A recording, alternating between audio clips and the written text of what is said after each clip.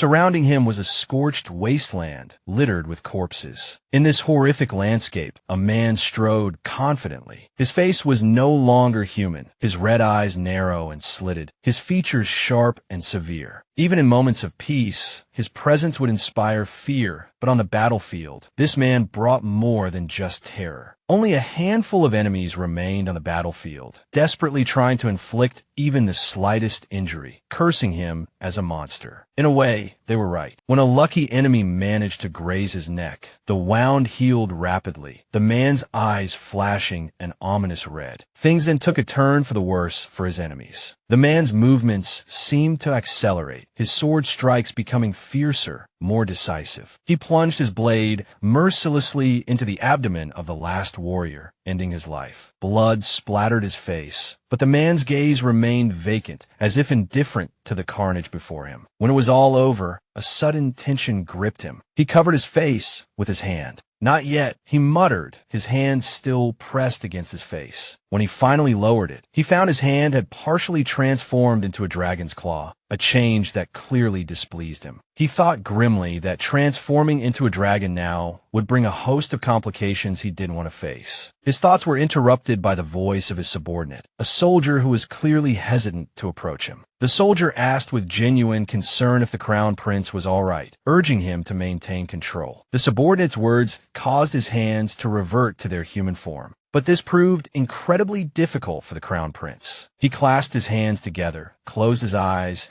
and thought that he only had 10 days left in his human form before everything returned to the way it was. He thought that if fate would show him mercy, he only desired one thing, to see the girl from his memories one last time, and then die. Elena reached out and caught a snowflake, surprised by the sudden, unexpected arrival of winter. She wandered through the temple courtyard, wondering why her sister, Layla, had been gone for so long. She couldn't understand what was keeping her away. Elena stood on the bridge, gazing thoughtfully at the river. She realized that not only had Layla disappeared that day, but the bishops, usually a constant presence in the temple, were also gone. She felt a sense of urgency, wondering where her sister could be. Elena and Layla had lived in the temple their entire lives, surrounded by bishops who seemed more like watchers than caring elders. Elena and Layla were twin sisters, always together, finding in each other the support and love they had lacked since childhood. Once again, the sisters were brought to the familiar clearing to practice their powers. This time, Layla went first, which worried Elena, but Layla quickly reassured her, genuinely concerned for her sister. A bright light emanated from Layla's hands, seeping into the earth. Moments later, thriving plants sprouted from the ground. From tiny buds, a towering tree quickly grew. The temple attendants nearby were long accustomed to marveling at Layla's power. Using her power wasn't without its cost. Layla looked exhausted, her breathing ragged, but the attendants were preoccupied with praising her as a true saintess. Elena tried to protest, saying that Layla was unwell and couldn't continue, but a hand gripped her shoulder. A bishop, wearing his most benevolent smile, asked her, since she cared so much for her sister, what she was waiting for. After all, she too possessed a certain power. The bishop said it was Elena's turn. Under the watchful eyes of everyone present, she felt incredibly uneasy, extremely nervous. Elena hesitated, telling herself that this time she would succeed. Elena desperately wanted to feel the resonance of that power, a struggle her sister, Layla, never seemed to experience. For Layla, it was all so easy. A bright light burst from Elena's hands, just like Layla's, her face filled with determination. Elena's power was absorbed by the earth, but after several agonizing seconds, nothing happened, as if no magic had been used at all. The bishop muttered his disapproval, saying that Elena and Layla, as twins, were each born with half of the Holy Seal, but somehow Elena possessed no ability. His hopeless accusations haunted Elena within the temple walls, especially in Layla's presence, and she could do nothing about it. Legend has it that to protect the Tree of Life, the Almighty entrusted this land to two guardians, a black dragon, renowned for its invincible power, and a saint who brought peace through healing and light. However, as time passed, the black dragon fell in love with the saint, transformed into a human, became the emperor of Elantra, and decreed that all should revere her. But this defied the Almighty's plan. According to his design, the black dragon was meant only to guard the tree of life, but his affections led him to neglect his duty. Thus, the Almighty made a promise to the black dragon. From his descendants, he would take the strongest and wisest son. From then on, many sons were born to the black dragon's lineage, stronger than ordinary men, but none escaped an early death, causing the saint immense sorrow. The saint fell in love with one of the black dragon's descendants. Learning of his destined early demise, she wept and prayed to the Almighty for forgiveness. Taking pity on the saint, the Almighty answered her prayers, allowing her to marry the black dragon, marking the beginning of a glorious new era for the Empire. Elena sighed heavily, thinking that if this legend were true, it was strange that she and Layla were born twins, yet she possessed no power to protect anyone. Elena thought about how 10 years had passed since Layla's engagement to the Crown Prince, and less than 10 days remained until the wedding, after which she would be left alone in the temple forever. Elena's melancholic thoughts were interrupted by an acolyte who came to speak with her. Elena Kurtzid. The acolyte said he had heard Elena had been searching for Layla all day. Elena nodded, admitting she hadn't been able to find her sister. Looking up at the acolyte, Elena worriedly asked if something might have happened to Layla. She had been anxious about this for a long time. The acolyte gazed at her coldly, placing his hands on Elena's shoulders, declaring that the archbishop's decision years ago was correct, and Elena should rejoice, for the Almighty had finally revealed her purpose, precisely because her twin sister, Layla, had vanished without a trace. Layla could not be found, and therefore Elena must take her sister's place at the wedding with the crown prince and marry him, even though that was not the original agreement. The fact that she had to impersonate her sister, coupled with Layla's disappearance, terrified Elena, but she had no choice. The acolyte, without another word, calmly led Elena into the temple, but then began to lead her downwards, confusing her. Elena had never been brought to this place before. Suddenly, a blinding light appeared before her, making it impossible to see what lay ahead. Ahead was a room with the temple acolytes and the archbishop himself. Elena looked around in surprise, wondering if this was the sacred room where the temple priests held their meetings. The acolyte announced Elena's arrival. The archbishop mused that it was likely Layla had indeed run away, leaving her sister behind, and lamented the cruelty of such an act. As Elena approached, the archbishop said that perhaps this circumstance was a blessing in disguise, as it presented an opportunity for Elena. The archbishop suddenly reached out and roughly grasped Elena's chin, forcing her to look directly into his eyes, stating that Elena now had her own purpose. The archbishop released his grip just as abruptly, having uncomfortably pinched Elena's chin, then stated that Elena should have already been informed of their plan. The archbishop said that once the carriage arrived, he would accompany Elena to the castle. The archbishop reminded Elena not to forget that within the castle walls, she must always present herself as Saint Layla, in both demeanor and action, and not as Elena. The entire situation made Elena extremely uneasy, not only because she was worried about her sister, but also because she would soon have to impersonate someone else, even the saint. Elena tried to express her final concern to the archbishop, saying that she did not possess the saint's power, and such deception would quickly be revealed. The archbishop turned to her with a satisfied smile, declaring that her lack of power was irrelevant, as the emperor clearly did not care about cultivating greenery. The archbishop explained that while the marriage between the saint and the black dragon's descendant was now seen as a beautiful tradition, an inconvenient truth about the land lay hidden behind this union. The archbishop said that anyone who wields the dragon's power eventually transforms into a dragon. This shocked Elena, as she had always believed the stories about the black dragon's power were merely legends. Learning that the legends were true, Elena became very nervous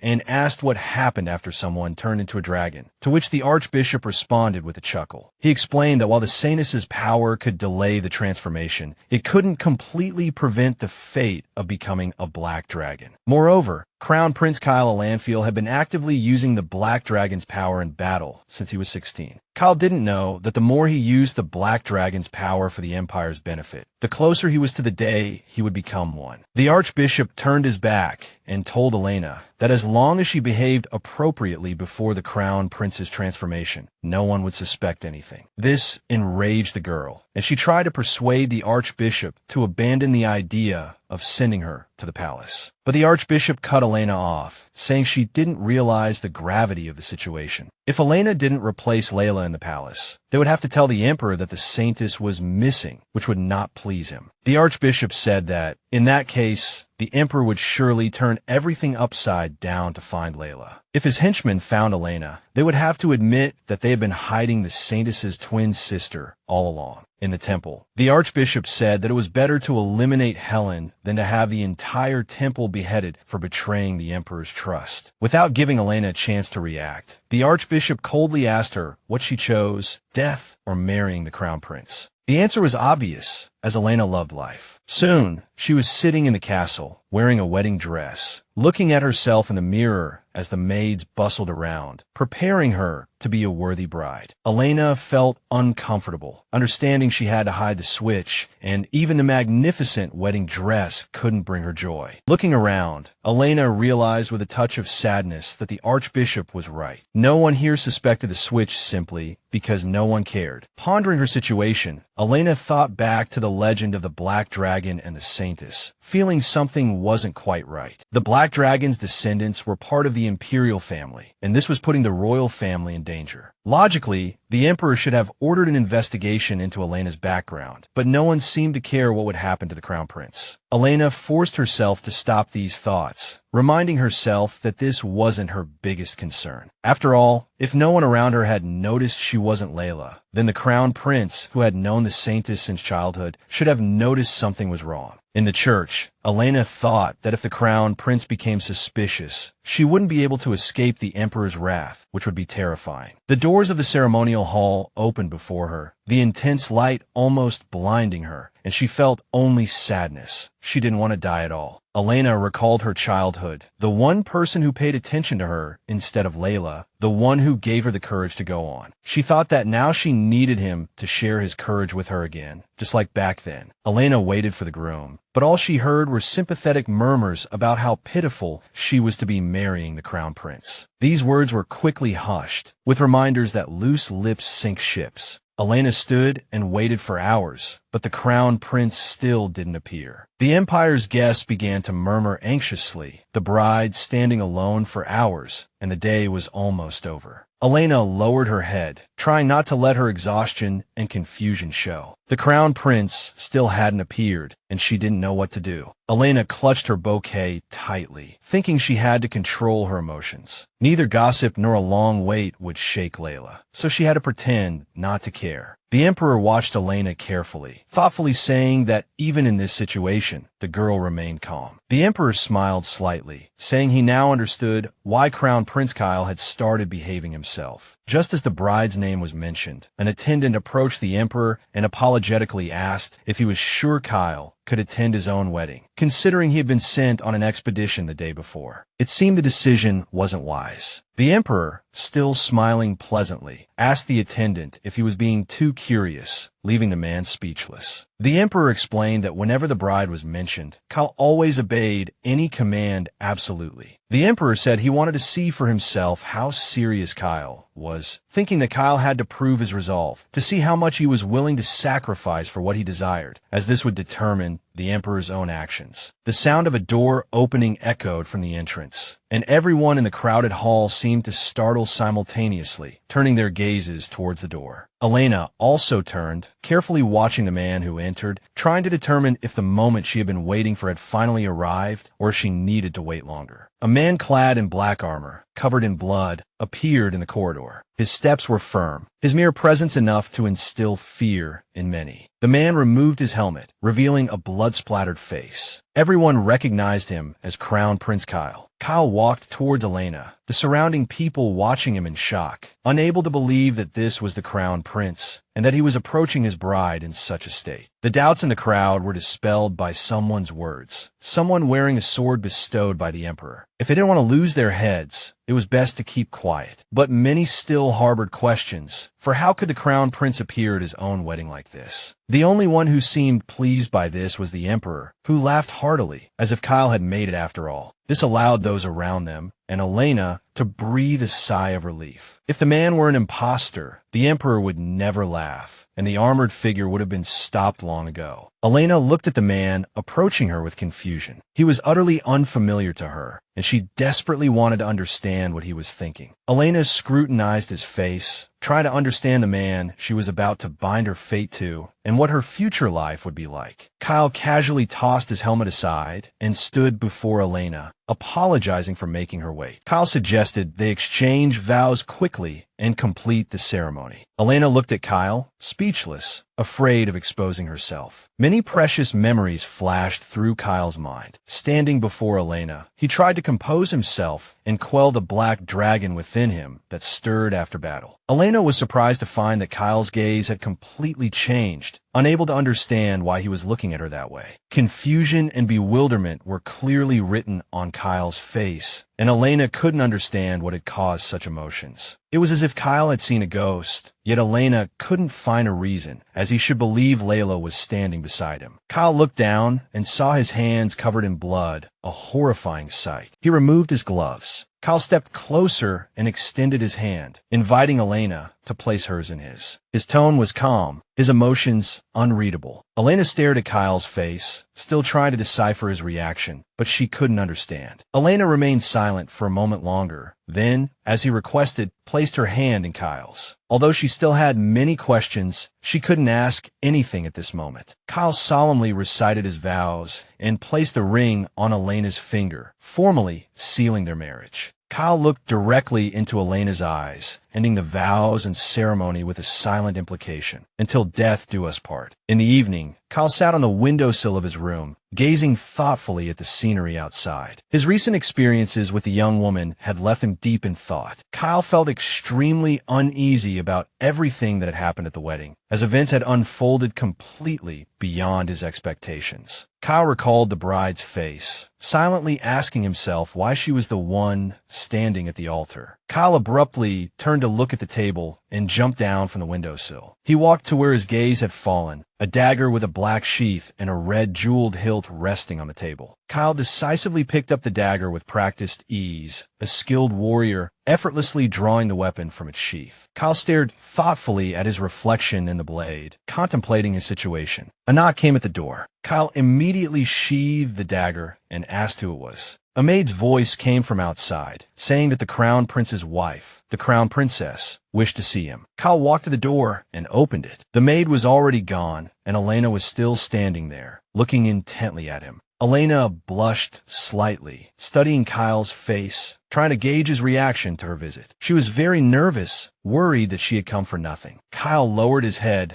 trying to dispel all unpleasant thoughts, deciding to focus on the present moment. He realized he was very close to Elena, and she was still standing at the doorway. Kyle invited her in. Elena entered, but remained by the door. Kyle stepped back slightly to avoid making her feel awkward. An uncomfortable silence fell between them. Kyle broke the silence, asking Elena if she intended to stand in the doorway or come inside. Elena clenched her fists, visibly nervous, unsure of what to say, but knowing that if she continued like this, Kyle might become suspicious. Elena took a deep breath, reminding herself to be like Layla, who wouldn't lose her composure even in a situation like this. With that thought, Elena finally managed to calm herself somewhat. She said she still didn't understand what Kyle wanted from her. This startled Kyle. Elena tried to compose herself, but her heart beat faster and faster. She said that if Kyle truly wanted her, she would be his. If not, she would leave. Kyle said that even though Elena was trembling while speaking to him, he still didn't understand what she meant. He turned and walked towards the window. Kyle mentioned that he'd heard from the bishops that Elena had kept her eyes closed during the carriage ride. Elena confirmed this, as it was indeed true. Kyle said that, in that case, Elena hadn't had a chance to take a good look around. Gesturing towards the window, where a blue light could be seen, Kyle pointed it out to a puzzled Elena. She approached the window and saw the Tree of Life, the tree that stood in the center of the Empire, so named because it was the first plant to take root in this world. Seeing one of the legends of this world up close and with her own eyes for the first time, Elena was filled with wonder. She had always thought that the Tree of Life only unfurled its branches and leaves when a descendant of the Black Dragon was born. Gazing at the Tree of Life, Elena exclaimed with delight that it seemed the flowers would soon bloom. Kyle watched Elena tenderly, feeling her emotions and enjoying her reaction. He was happy to see her so genuine and expressive. He couldn't relax for long, however. Grabbing Elena's forearm and turning her towards him, he said that the Tree of Life's flowers would indeed bloom soon. Kyle moved closer to Elena, adding that by then, it would be too late, as his fate wouldn't be a pleasant one. Kyle, still holding Elena, asked if she had forgotten her responsibility to him, as only she could help him escape his unfortunate destiny. Elena, confused, said that her responsibility was to delay Kyle's transformation into the Black Dragon, but Kyle said that wasn't the case. Placing his hand on Elena's shoulder, Kyle explained that once the Tree of Life's flowers bloomed, the Black Dragon's descendant would irreversibly transform into a dragon. He said that, in other words, he would completely lose his humanity and become a cruel monster, killing others. Kyle placed a dagger in Elena's hand, saying he believed she hadn't forgotten the promise she made 8 years ago, despite its cruelty. Kyle explained that Layla had promised him she would release him before he turned into a dragon. This startled Elena, and she clutched the dagger to her chest. Kneeling on one knee before Elena, Kyle smiled calmly and asked her to kill him, as Layla had promised, as this would free him from his dark fate. Elena stared at Kyle, unable to believe what he was asking, or that Layla would have made such a cruel promise. Pointing to his chest, Kyle told Elena that she must strike there, as it would be the easiest way to achieve her goal. He explained that she would need to use all her strength, as killing him wouldn't be easy. Elena stood there, bewildered, her vision darkening, the only sound the pounding of her heart in her ears. She wondered if she had misheard. Had Kyle really asked her to kill someone she had just met? Elena trembled, unsure what she could do in this situation. She desperately wanted to confess that she wasn't Layla, not the one who made such a terrifying promise. The dagger slipped from her nerveless hand. Elena stumbled back from Kyle, horrified. It was all too much for her. She didn't want any of this. Kyle watched Elena's reaction intently, realizing she wouldn't fulfill Layla's promise. Just as he suspected, Elena cried out that she wouldn't do it, that it was too cruel, too horrible. Kyle rose from the floor, saying that if that was the case, if she wasn't going to kill him, then there was no need for her to stay, as she could no longer do anything for him. He stepped closer to Elena, looming over her, and said that since she wouldn't fulfill Layla's promise, she should leave the palace. The look in Kyle's eyes at that moment terrified Elena. It wasn't the look of a human, but more like that of a black dragon wanting to kill. Elena froze before him, unable to find any words to explain or persuade him, because she herself wasn't sure what she wanted to say. Elena thought that if Kyle ordered her to leave the royal palace, she would have to obey and return to the temple. Her heart beat faster as she recalled the high priest's final warning before her departure. Returning wasn't an option. The high priest had said that if she returned to the temple, only death awaited her. This meant she absolutely could not go back. She simply couldn't. Elena looked at Kyle, feeling that in this situation, her only choice was to try and kill him. Kyle noticed the girl's reaction. Without waiting for her reply, he asked why she hesitated, finding it strange. He placed his hands on the windowsills on either side of Elena, blocking her path, and waited for her answer. Kyle said that if Elena didn't kill him now, she would have to face him personally when he transformed into a black dragon. He explained that a black dragon's descendant possessed near immortality. Neither sword wounds nor fire could harm him. He would regenerate. The only one who could kill such a being was the Saintess. Elena stared at Kyle in horror, wondering if this was true and if the high priest's words, "You'll understand when the time comes," referred to this. Kyle placed his hand on Elena's shoulder, squeezing it gently, and said since she was unwilling to fulfill his wish to die as a human, he had another request. Kyle looked into Elena's eyes with despair and asked her not to stay by his side. Elena clenched her fists and asked what would happen if she refused, as she disliked his request just as much. Because she had nowhere to go, Elena even raised her voice, accusing Kyle of telling her to escape only to save her own life, not for her to stay and support him. Elena lowered her head, speaking somewhat frantically. If she truly did as he asked, people would either be injured or die. She didn't know what the Empire's enraged citizens would do to Kyle then. Seeing that Elena wasn't going to listen or agree, Kyle simply picked her up and hoisted her over his shoulder as if she weighed nothing. This action infuriated Elena. She didn't understand what Kyle was doing at all. She demanded to know what he was doing and told him to put her down immediately. Kyle paid no attention to her anger and continued walking calmly forward. Unfazed by Elena hanging from him, Kyle said that since she wouldn't leave on her own, he would personally escort her out of the castle. Elena tried to call out to him, asking where he was taking her, practically begging him to let her go. She found the whole situation extremely repulsive. As Kyle descended the stairs, he said Elena needn't worry. As long as she left Ellenfield, she could avoid the nightmare. Elena, clinging tightly to Kyle's shoulder to avoid falling, asked if he was banishing her from the land. Shifting Elena into a more comfortable hold, Kyle asked if she understood why she had been sent to this castle. Everyone around her only cared about their own objectives and not her safety. With a grim expression, he said no one in the entire empire would thank her for her sacrifice. Everyone only cared about their own lives. Elena looked at Kyle, thinking that he was certainly right,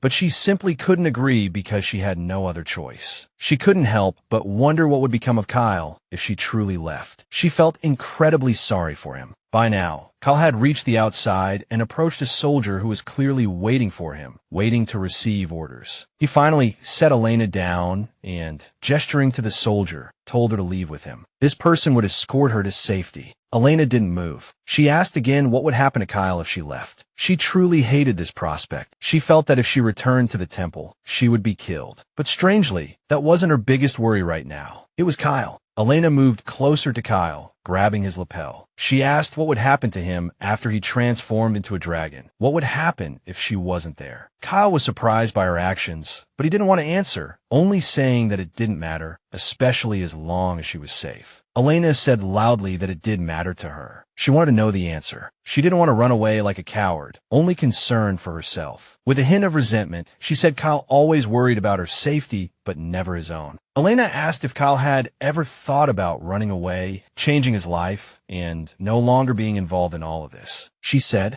that only a miserable and unavoidable death awaited him in this castle. So why not try to escape? Clenching her fists, Elena said that perhaps being a living dragon was better than being a dead man. Kyle looked intently at Elena, wanting to agree with her, but he realized the risk was too great. He couldn't just walk away. There were things worse than death, he replied, and so he couldn't make that choice. Kyle put his arm around Elena's shoulder again, explaining that he wanted to die as a human, not as a hated dragon. He didn't want to lose himself, he said, or destroy everything he held dear or hurt the people he cared about. Kyle looked at Elena, a familiar look in her eyes that brought back memories of the past. Once upon a time, Kyle had met a girl, and he had told her he wished she could be his reflection. He'd wanted her to be his other half, following him like a shadow wherever he went, a mirror image of himself. If she could always be by his side, perhaps he could handle anything. Elena said that an acquaintance of hers had once said he needed a reflection, the phrase jolting Kyle from his reverie, as it was precisely what he had been thinking. Elena explained that an old friend had said that if he could find someone irreplaceable, he could believe that all his troubles would eventually end. She didn't dare hope to be that person for Kyle, she said, but she wished he would let her stay by his side. Elena lowered her head, thinking that she wasn't Layla, and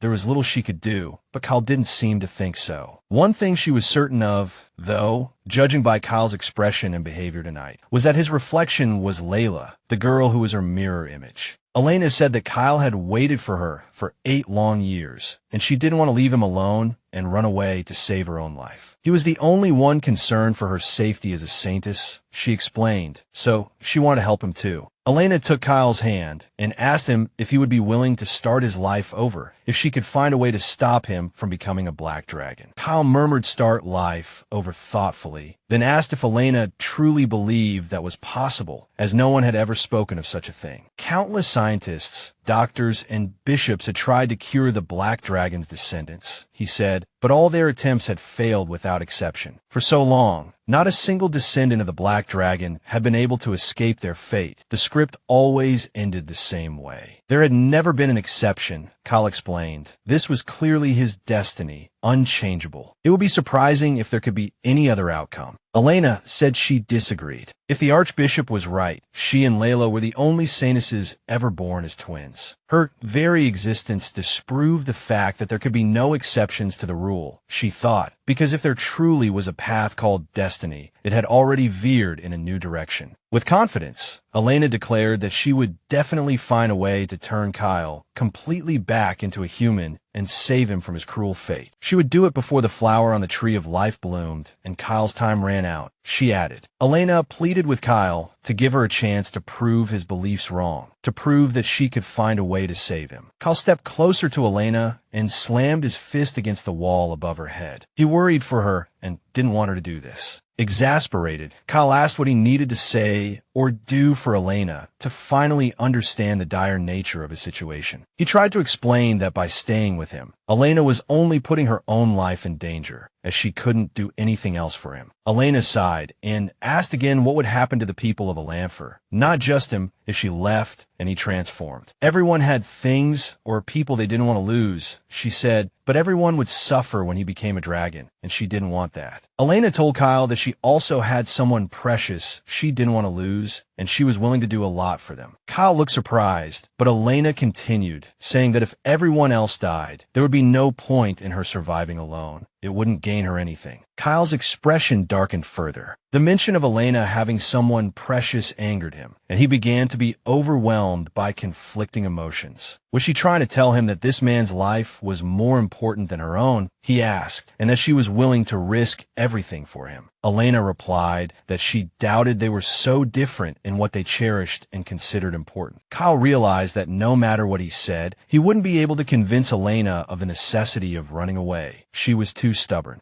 Turning away, Kyle said that since none of his arguments could persuade her, she could do as she pleased. He told Elena to remember that this was her only chance to save herself, and it would be better if she could change her mind. Kale continued, stating that if Elena didn't fulfill her promise before the first flower bloomed on the Tree of Life, he would order her expulsion from Alanfor. Elena was satisfied with this option and agreed to Kale's decision, confident she could find a solution for him. However, Kale suddenly found himself too close to Elena again and told her not to forget that. Until then, she was still his wife, which also meant she had certain responsibilities. Touched by Kale's words, Elena asked what he meant and what responsibilities this entailed. Kale explained that he wouldn't ask who she truly cherished, but he wanted her to refrain from mentioning that person while she remained the crown princess. Elena looked at Kale, who had already taken a step back, in surprise. She had anticipated a different scenario, but hadn't expected these words. Elena sincerely didn't understand what she had said to upset Kale so much. Elena curtsied slightly, replying that she would keep this in mind and try not to upset Kale anymore. Suddenly, Elena felt moisture on her cheeks, not understanding what was happening to her. For some unknown reason, she started crying. Along with the tears, Elena felt a wave of intense dizziness, thinking it might be due to emotional stress. But before the girl could utter a word, she swayed and fell towards Kale. Kale was startled, but his warrior instincts didn't fail him. He managed to catch Elena, preventing her from falling, and gently held her. Kale carefully examined Elena's face, trying to understand what had happened to her. It was all quite unexpected. Seeing Elena's peaceful expression, Kale sighed in relief, concluding that the girl was probably just very tired, and then fell asleep. Kale carefully picked up Elena and walked towards the castle. Leaving her here wouldn't be right, and he intended to rectify that mistake. Kale carefully carried Elena through the corridors, closely observing her face to ensure she was truly all right. Upon entering the room, Kale approached the bed and gently placed the girl on it, feeling this was a more suitable place for her. Elena must have been dreaming, as she mumbled something incoherently in her sleep, her body slightly tense. Kale gently picked up a strand of Elena's hair and whispered that it was like he was trapped in a nightmare from which he couldn't wake up or escape. Kale asked into the void why Elena, his reflection, was sent to Alanfor, not Layla. He couldn't imagine that his reunion with Elena would be like this. In the morning, the servants asked the head, made if she really intended to wake Kale. The girls worriedly said that some people had even been injured trying to wake Kale, and the head maid should know this better than anyone. The head maid grimly replied that they had no choice, as half an hour had already passed since the Emperor ordered them to check on Kale's condition. The head maid ordered one of the young maids, Julie, to go and see how Kale was doing. Unable to refuse, Julie headed towards Kale's room. She was somewhat anxious, but tried to control herself. Julie hesitated for a moment before knocking on the door, apologizing, and saying she had a message from the Emperor. Julie was greatly surprised when she quickly heard permission to enter the room, as she hadn't expected it to be so easy. When she entered the room, the sight before her startled her even more, as Kale wasn't sleeping but was looking at Elena, as if guarding her slumber. Collecting her thoughts, Julie said that the Emperor was worried about Kale and asked him to meet him in an hour. Kale rather reluctantly tore his gaze away from Elena, and when he looked at the maid, his gaze immediately became much sterner. Kale asked where the Emperor wanted to meet him, and the maid replied that the Emperor was waiting for him in his office. Kale looked regretfully at Elena, not wanting to leave her alone at all, and finally smoothed a strand of her hair with his fingers. Kale kissed Elena's hair, saying he would go see the Emperor now, and ordered them to tell her about it when she woke up so she wouldn't be frightened. This display of emotion embarrassed all the maids, but none dared to comment on Kale's actions, too afraid for their lives. Only one maid was intently capturing any changes that might appear in Kale. She wasn't too afraid because she had a clear mission. Soon, the same maid appeared before Kale's half-brother, reporting that Kale had apparently fallen head over heels in love with the crown princess. This news was so unexpected for the half-brother that he accidentally left an ink blot on the letter he was writing. Putting down his pen, the prince thoughtfully said that this was completely unlike Kale, as he was usually quite indifferent to those around him, like an iceberg. Meanwhile, Kale, having composed himself, was confidently walking along the castle corridors towards the Emperor's office. Kale's thoughts were still on Elena. He thought yesterday's decision was too hasty, but in the end, he allowed her to stay in the palace. He couldn't think straight ever since he realized that even though Elena didn't recognize him, she hadn't forgotten him. It made him feel strangely warm. Kale stared thoughtfully at the mirror, thinking that perhaps Elena didn't recognize him because he had changed so much since they met. Kale thought that he had let himself get emotional when he discovered Elena remembered their conversations, but that wasn't the only reason for his reaction. He thought another reason might be that he truly wanted to separate Elena from that special person in her life, because no matter how much he wanted the girl to be safe, he couldn't let go. Kale wearily covered his face with his hands and sighed, thinking that there were too many things that didn't feel right. His state was noticed by his half-brother, Shane, who happened to be passing by. Shane smiled thoughtfully and said it was rare to see Kale sigh so heavily. He was usually more expressionless. Kale removed his hands from his face, greeted Shane, and asked what his brother wanted, as he rarely came to him without a reason. Shane approached Kale and looked into his eyes, noticing a certain coldness in Kale's response. Because even though they were half-brothers, it didn't change the fact that Shane was Kale's only brother. Kale abruptly turned away from Shane, saying he didn't have time for jokes, and that this conversation was starting to annoy him. Kale was about to end the conversation and leave, but Shane, with a smile still on his face, asked how Layla was doing and if she was well. As Kale turned to him with a look of disgust, Shane commented that perhaps it was impolite of him to address his older brother's wife by her first name. Shane exaggeratedly bowed before Kale, admitting his fault and apologizing for his rudeness. Straightening up, Shane said that ever since the wedding, all his thoughts have been occupied by one thing. He said he hadn't expected to see Layla again. Hearing this, Kale grabbed Shane by the collar, aggression beginning to fill him. Shane asked in surprise why Kale had suddenly become so angry, as it was completely unlike him. He didn't usually vent his emotions. Kale looked darkly at Shane and replied that no matter what his brother thought, Layla was now Kale's wife, and any unnecessary approach was unacceptable. Kale angrily stated that, therefore, Shane had no right to be interested in Layla in any way, while Shane didn't attempt to break free from his brother's grip. Shane dropped his friendly mask and looked calmly at Kale. He asked if Kale really thought he could be so aggressive and rude, saying all this to his face. Kale calmed down slightly, lowered his head,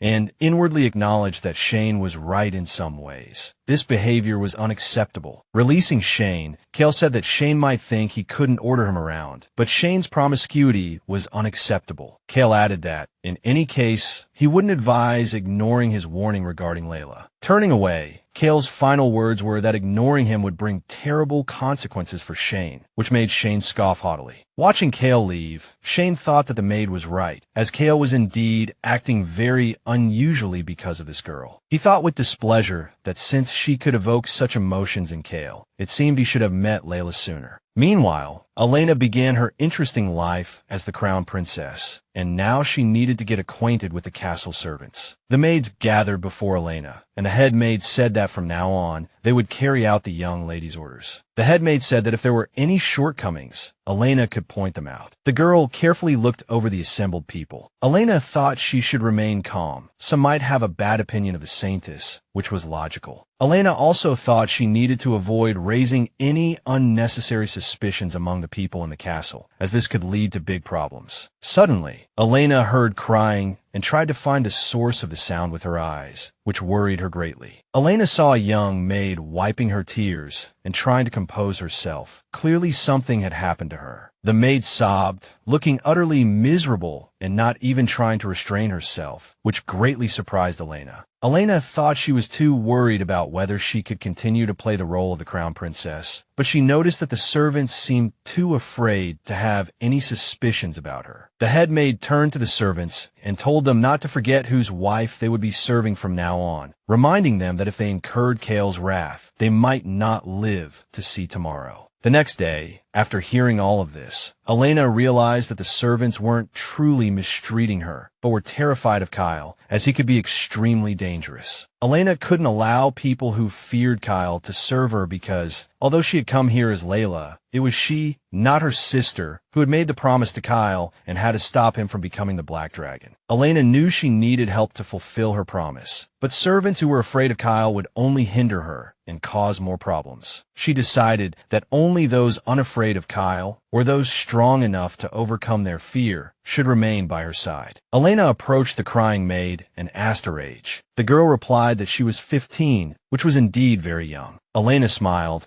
and said it was admirable that she had come so far from home for her family at such a young age. The head maid wanted to retort, but Elena interrupted her, saying it was undeniable that most of them had gathered here not out of their own free will, but for their families. Elena continued, stating that the fact she was chosen by Kyle didn't change the fact she was also chosen by God, and she didn't want people making unnecessary sacrifices for her. Elena explained that she wouldn't force any of the servants to stay, so they could all return home if the thought of remaining in the castle frightened them. Upon hearing Elena's words, they saw it as a golden opportunity to save their own lives, and everyone left the room except for one servant, standing opposite the young girl. Julie curtsied slightly to Elena and introduced herself. She wasn't planning on leaving. Elena, thinking the girl was merely afraid to leave after everyone else had, tried to make her understand that she too was free to go. Julie assured Elena that she was staying of her own volition and for no other reason. Julie said she had a promise she must keep, and these words struck a chord with Elena, who didn't object further. Julie revealed that 9 years ago, her only childhood friend had begun working for the royal family for the sake of his own family. Julie said her friend's duty was to stay by the side of the most dangerous man in the empire, Crown Prince Kyle, and protect him. Julie said that upon learning of her friend's decision, many people tried to dissuade him, but his resolve never wavered, and he never backed down. It was because of this that Julie vowed that if the man her friend protected, Kyle, ever found a wife, Julie would serve that girl. Just then, the hall door opened, and the man Kyle had wanted to send Elena away with entered. The man said he came at Kyle's command. He bowed and explained that it was an honor to meet Elena, introducing himself as Philip Baldwin, Crown Prince Kyle's personal guard. Elena looked at Philip with a hint of bewilderment, recognizing him as the man who was supposed to leave with her the previous night. Elena turned her gaze to Julie, noticing the girl's full attention was focused on Philip, who was indeed the person she had spoken of. Elena also noticed the loving and warm gaze Julie directed at Philip, realizing he was the childhood friend the girl had mentioned. Watching this scene, Elena smiled genuinely, understanding that this man was more than just a friend to Julie. It was truly wonderful. Elena recalled a distant yet still beautiful past, where a boy had looked at her with the exact same gaze. Philip's voice broke through Elena's reminiscence as he turned to her and knelt on one knee. Lowering his head, Philip said that Crown Prince Kyle had appointed him as Elena's personal guard, and from now on, he would protect her. Philip told Elena that whenever Kyle himself couldn't be by her side, she could rely on him without hesitation. Philip explained that Kyle's orders were to prioritize Elena's safety and protect her from any possible threats. Elena was pleased that Kyle had sent his closest aide, but she quickly cautioned herself against being delusional. Kyle hadn't done this for her. It was for Layla. Elena clenched her fists, thinking that the thought of Kyle possibly doing this for her would drag her into an inescapable emotional quagmire. Elena thought she shouldn't forget her promise to Kyle. She needed to focus on what must be done.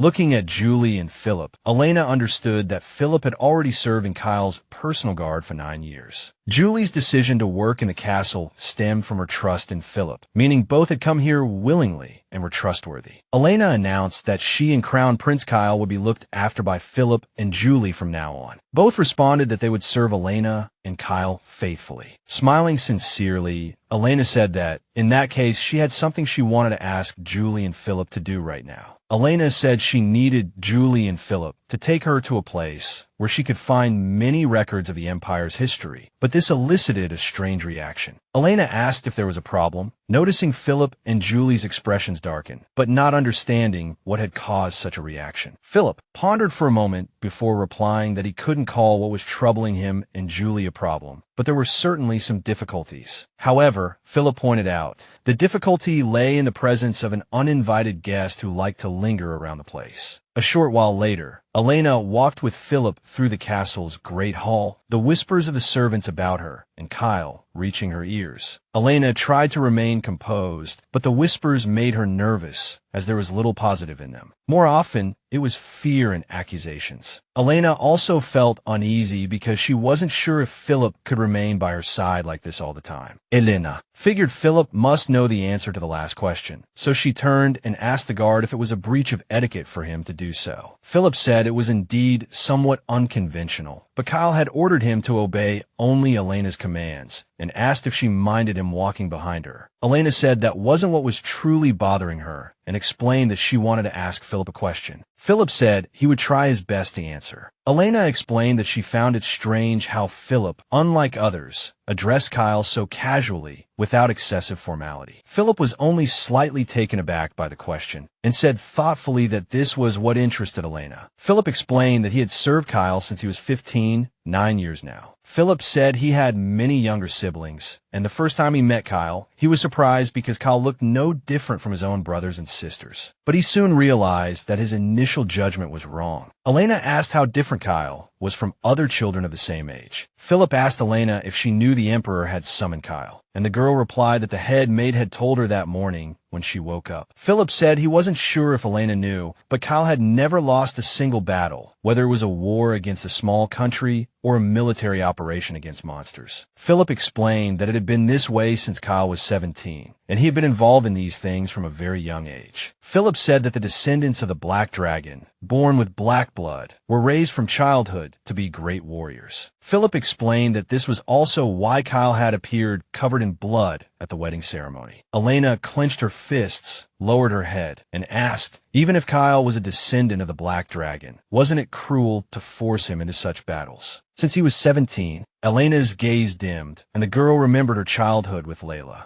Layla always had to struggle to meet the expectations of others, so she was always in pain and rarely happy, and Elena desperately wanted to help her, but couldn't do anything. Philip looked at Elena carefully and noticed that his answer had saddened the girl because she cared for Kyle. Philip told Elena that he was glad she worried about Kyle, as few people did. Elena replied that, as Kyle's wife, it was what she should do. Philip smiled and said he understood why Kyle had given him those orders. Philip explained that it was the first time Kyle had entrusted him with someone's care to such an extent. This surprised Elena, and she asked if it was true. Philip confirmed it and said that because of this, he felt it necessary to warn Elena about something before they reached the door. Philip told Elena that there were currently 2 candidates considered heirs to the throne of Ellenfield. The first was the Emperor's eldest son, Kyle, who had been granted the title of Crown Prince. Elena asked. Since Kyle had been granted the title of Crown Prince, wasn't he the next emperor? Philip replied yes, but the public had a different opinion. Philip said that after the previous empress passed away, the emperor took another wife and had a son named Shane. The nobles knew Kyle's fate and therefore desired a ruler who would reign for a long time, not a short-lived emperor. Elena followed this line of thought and surmised that the nobles believed Shane would outlive Kyle anyway and therefore eventually become emperor. Philip confirmed this and said that Shane had never actively mentioned the throne nor shown any signs of wanting it. Philip said the saying about a wolf in sheep's clothing suited Shane well, as he was clearly plotting something for the future. Philip explained that the Imperial Palace Library was Shane's favorite place to spend his time. Although Philip would have liked to stay by Elena's side, only members of the royal family and their spouses were allowed to enter the Imperial Palace Library. It's not him. Philip leaned down slightly and told Elena that if she encountered Shane in the library, she was under no obligation to speak to him or answer his questions. She had every right to leave immediately. If she felt threatened, she could call Philip's name, and he would come running to her aid. The girl's safety was more important to him than the emperor's orders. Unease prickled at Elena as she walked through the library. Philip's warning had made her reluctant to linger, but she hadn't yet found what she was looking for. She spotted a likely volume on a top shelf and stretched up to reach it, but she felt a strange presence behind her. Shane approached, reached for the book she wanted, read the title, and asked her why she was interested in such a subject. Smiling, Shane introduced himself, handed her the book, and expressed his pleasure at meeting the Crown Princess. Elena stared at him in surprise, reminding herself to keep the conversation as brief as possible, just as Philip had warned. It could be dangerous. Elena thanked him curtly, trying to end the exchange before it could escalate. But Shane didn't release her. Instead, he took her hand and kissed the back of it, a gesture that startled her. "It's been a long time since I spoke to the saint face to face," he said, watching her reaction closely. Elena's heart hammered with fear. She scrambled to collect her thoughts, wondering if there was some truth to his words, some connection between Shane and Layla. Confusion swirled within her. How could she answer without betraying herself? She wasn't her sister. She knew nothing of Layla's past. Layla had always told her about her meetings with Kyle when she returned from the castle, but she'd never mentioned Shane. Elena studied Shane, trying to determine if Layla had simply seen no need to mention him or if Shane was deliberately testing her. She pulled her hand back. "My childhood memories are rather hazy," she replied, striving for neutrality, for a response that wouldn't give her away. "Please forgive me," she continued, "for not recognizing you. We have met before, haven't we?" Her answer surprised Shane. He threw back his head and laughed, but there was something unsettling in the sound. His reaction left Elena feeling uneasy and off balance. She couldn't decipher what it meant, not until his laughter subsided. "Actually," Shane explained, "I should be the one apologizing. I was just joking. We haven't actually met." He went on to explain that the only time he'd seen her was with Kyle and Layla, and he had only observed them from a distance. "I was curious to see your reaction," he said with a smile. "I was hoping you might have remembered me." He paused. Perhaps I expected too much from this encounter. He turned and gestured around the library. "If you plan to stay, I could show you around. I'd enjoy your company." Elena was perplexed by his behavior. He wasn't the menacing figure Philip had described, so she decided to accept his offer. They sat together at a table, poring over a stack of books. "I believe they predicted clear skies today," Shane remarked, "but it seems to be raining." Elena wondered if Kyle was all right. Philip had assured her that battling monsters was routine for the Crown Prince, but she couldn't help but worry. Shane glanced at the books, a thoughtful expression on his face. "Are these truly the volumes you seek?" he asked. "They all pertain to the Black Dragon's descendants and the Saint. Do you truly require the information within them? As the Saint, shouldn't you know more than these books could tell you?" Elena smiled. "I've learned many things at the palace," she explained, etiquette, for example. "But when it comes to the Black Dragon's descendants and the Saint, I only know the legends everyone else has heard." She fell silent for a moment, remembering her childhood with Layla. The bishops had never let them out of their sight, never allowed them to learn who they truly were. "Do you know anything about the Black Dragon's descendants?" she asked Shane.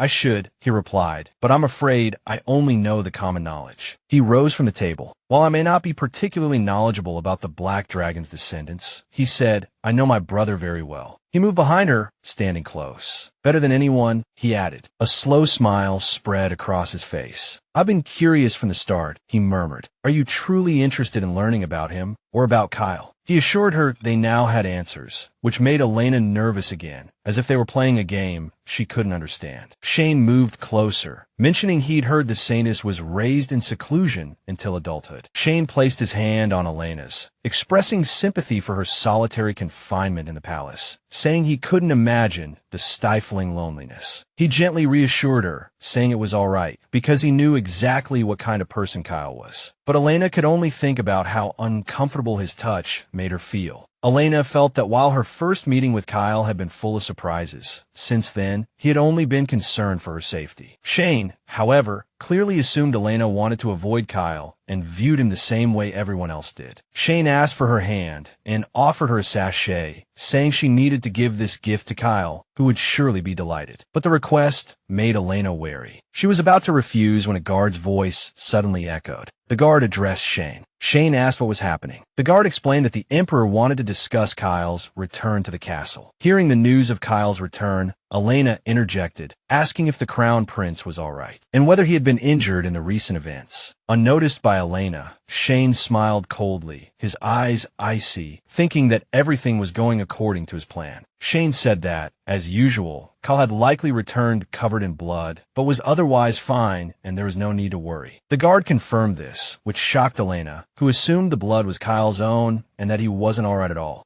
Elena turned to Shane, saying she had to go to Kyle immediately to make sure he was truly unharmed. Shane bowed, saying it was a pleasure spending time with her, and told her to take care. Elena practically ran out of the library, forgetting she had intended to return the sachet to Shane. He watched her go with satisfaction. The guard mused that the Crown Princess must have misunderstood the situation, since the blood Kyle returned with was from the monsters he'd slain, not his own, which made Shane chuckle softly. Shane told the guard it was just a harmless joke, and the girl simply hadn't understood, her reaction being perfectly normal. He mused, hoping Kyle would like his gift. Meanwhile, Elena was already running towards Kyle's room, wanting to check on him. Near the room, Elena saw Philip and Julie, who firmly refused to let her see Kyle. Philip said they were doing it for Elena's safety, and Julie added that it was best she not see him right now. Elena felt angry, saying that Kyle had already reported to the Emperor, even covered in blood, so why couldn't she or the doctor see him? Philip and Julie bowed apologetically, but explained it was Kyle's order not to reveal anything to her. Elena wanted to continue arguing with Philip and Julie, but a strange and terrifying sound suddenly came from Kyle's room. Elena was confused, but the unease in her heart intensified. She desperately wanted to go inside and find out what was happening to help Kyle. The sounds continued. Something seemed to be breaking. Someone was groaning, and finally, a heart-wrenching scream echoed. Philip and Julie stared at the door as nervously as Elena, but none of them dared to approach. The sounds were too terrifying, and even Elena didn't know what to do. She covered her mouth in horror, her mind conjuring up terrible images of what might be happening inside, trying to compose herself. Ignoring Philip and Julie's attempts to stop her, Elena rushed to Kyle's door. She knocked, calling out to him, asking him to open the door, but received no response. She had to go in herself. Elena apologized to Philip for not heeding his advice. Elena heard footsteps and turned, asking Kyle if he was all right and if there was anything she could do to help. But as Kyle stepped into the brighter part of the room, the sight that met her eyes filled Elena with dread. Kyle was holding onto the doorframe, visibly swaying from weakness. The furniture in the room was overturned, and a blood-soaked sword lay on the floor. Kyle himself was indeed covered in blood, which deeply worried Elena, as it wasn't the blood of his enemies, but his own. Elena's heart pounded as she carefully examined Kyle and her surroundings. Kyle stumbled towards her, his eyes searching hers. Elena gazed into Kyle's eyes, noticing something distinctly wrong with him. His pupils were narrow, like a black dragon's, With a pang of regret, she realized this was probably what a man looked like as he slowly transformed into a black dragon. Clasping her hands in front of her, Elena fought to stop her trembling, reassuring herself there was no reason to panic. Kyle needed her. He wouldn't hurt her. If this truly was a slow transformation, she thought, it was all the more reason to act. She tried to convey to him with her voice that she was there, that she had always been there for him. Kyle remained in a state where the world around him seemed non-existent. He could only hear distant sounds, with little comprehension of what was happening. After a moment, Kyle saw Elena's blurred figure. He heard her say she was Lyra, the one who promised to help him become human again. Kyle began to regain consciousness, his pupils returning to normal. He mumbled that it wasn't Lyra. Kyle dropped to one knee before Elena, startling her. It was difficult for her to understand his state. She placed a hand on his shoulder, trying to support him. She asked if he was all right and requested permission to call a doctor, but Kyle only asked why she hadn't listened to Philip. He said he was certain he'd told Philip not to let her in. Elena replied that she'd heard the crown prince had returned covered in blood. Kyle responded that he'd said he was practically immortal and the blood wasn't his. But Elena, sitting beside him, said that didn't mean she couldn't worry. Kyle was surprised to find he felt better with Elena present, as the pain after using his black dragon powers usually lasted well into the night. He quickly dismissed it, though, thinking it might be his imagination. He stood up, taking her hand, and said her presence in the room only put her in more danger, so she should leave and listen to Philip. Elena, however, suspected he was only worried about her because he loved Lyra. Elena thought sadly, unable to understand why Lyra would run away and leave Kyle alone like this. If she were her sister, she would have chosen a completely different path. She told Kyle she couldn't leave him knowing the state he was in, because she cared about him and wanted to help. Kyle leaned his cheek against her outstretched hand, asking helplessly if she wouldn't listen to him at all. Cupping his face in her hands, Elena replied that she was always listening to him. He was always in her heart. Kyle gently touched her palm, thinking how the way this girl looked at people hadn't changed since they'd met as children. He pulled her closer, resting his head on her shoulder, reflecting on how his desire to seek comfort in her innocent embrace had never changed. Suddenly, Kyle's pupils constricted. He gasped, quickly pulling away from Elena. The black dragon's power was awakening again, and he didn't want to hurt her. He clutched his head, groaning in pain, while Elena tried to ask if he was all right, wanting to help. But Kyle couldn't hear her. He smelled the familiar scent of the woman's sachet, the one that filled him with dread. A familiar voice echoed in his mind, demanding to know why he hadn't listened, reminding him she'd warned him not to leave. He felt a strange hand roughly grab the hair at the back of his head. Kyle thought it couldn't be, that this absolutely couldn't be happening, yet he saw the nightmarish red hair of the woman before him. Looking ahead, he saw a woman's skull speaking to him, calling him a naughty child who should look at his mother. As she spoke,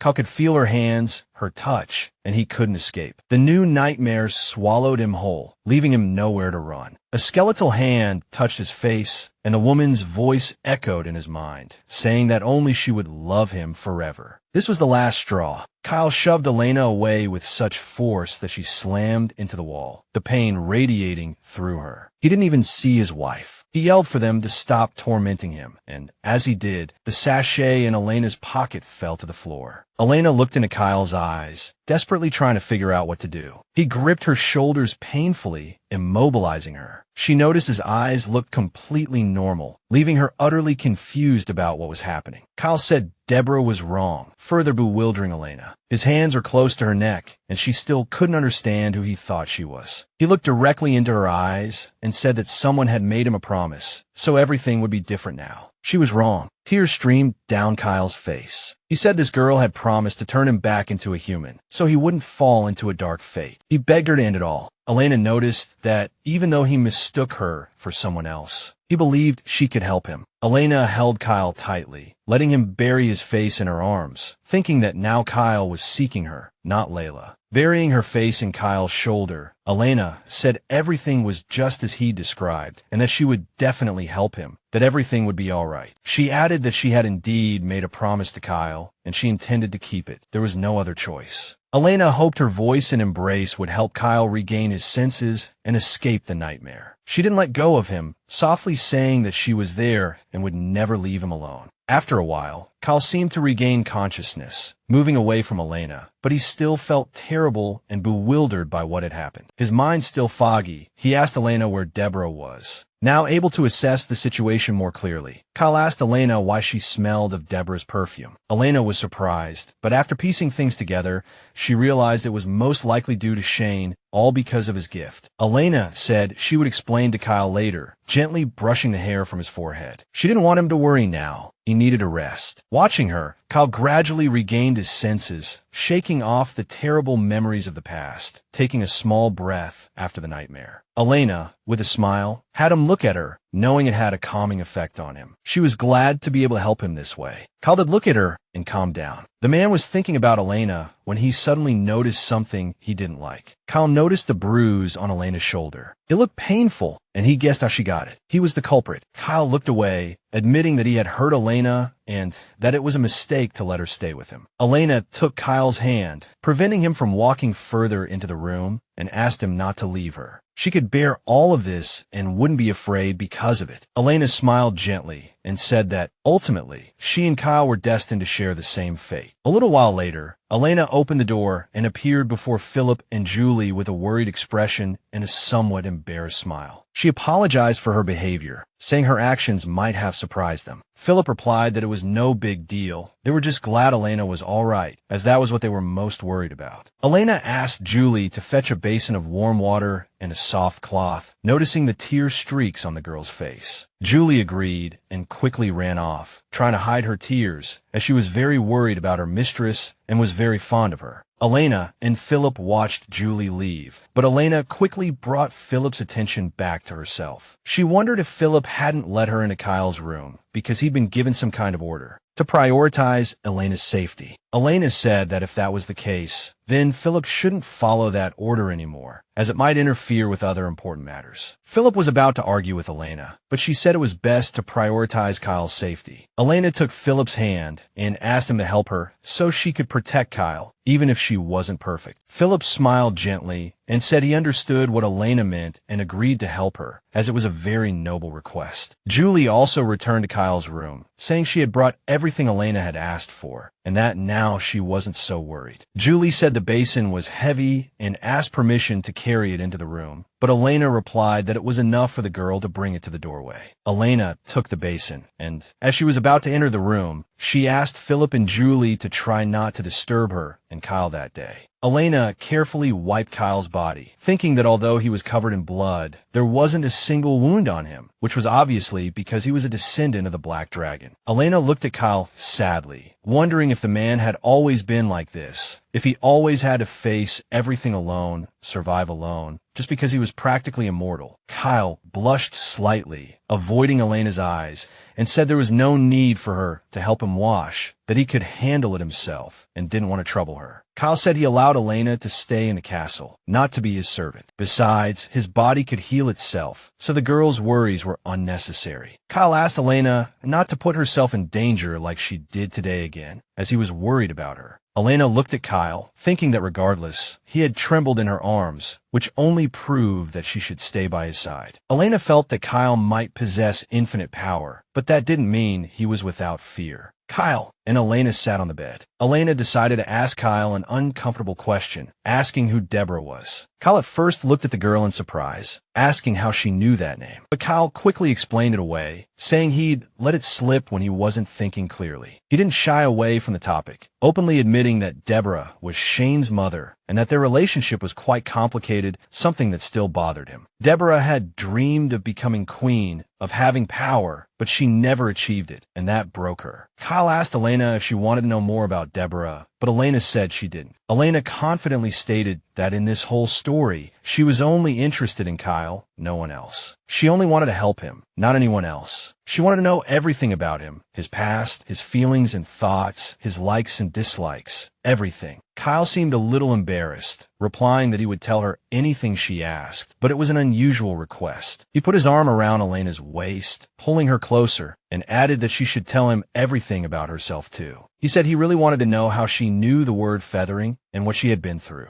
Elena replied that he might find her answer silly, because although she remembered these things very clearly, there was no proof that they actually happened. So the story sounded like a fairy tale, like those stories about wizards granting wishes or people flying. Leaning her head on Kyle's shoulder, Elena asked him to think of the whole story as her recounting a dream. She began by saying that the temple where she grew up was a place even royalty couldn't enter without permission. This, she explained, was why it was hard for her to make friends, especially with people her own age, because there was simply no one around. However, the boy who taught her the word feathering wasn't much older than her and had visited her once. Elena had secretly watched the boy from behind a tree, and she immediately knew she was right about him. At the time, the boy seemed like an angel to her, briefly sent from heaven. Looking back, she still felt the same way. She said that the first time she saw him, she felt like she was dreaming, still alone in reality. She had never seen him before and could hardly believe he was really there. Elena was afraid the boy would disappear if she approached him, but unexpectedly, the stranger spoke to her first, shattering her assumptions. He asked who she was, which made her very happy because he was real, not a figment of her imagination. The boy's face was almost expressionless, but Elena desperately wanted to hold on to this new friend, her only friend. A bright, infectious smile bloomed on her face, this unexpected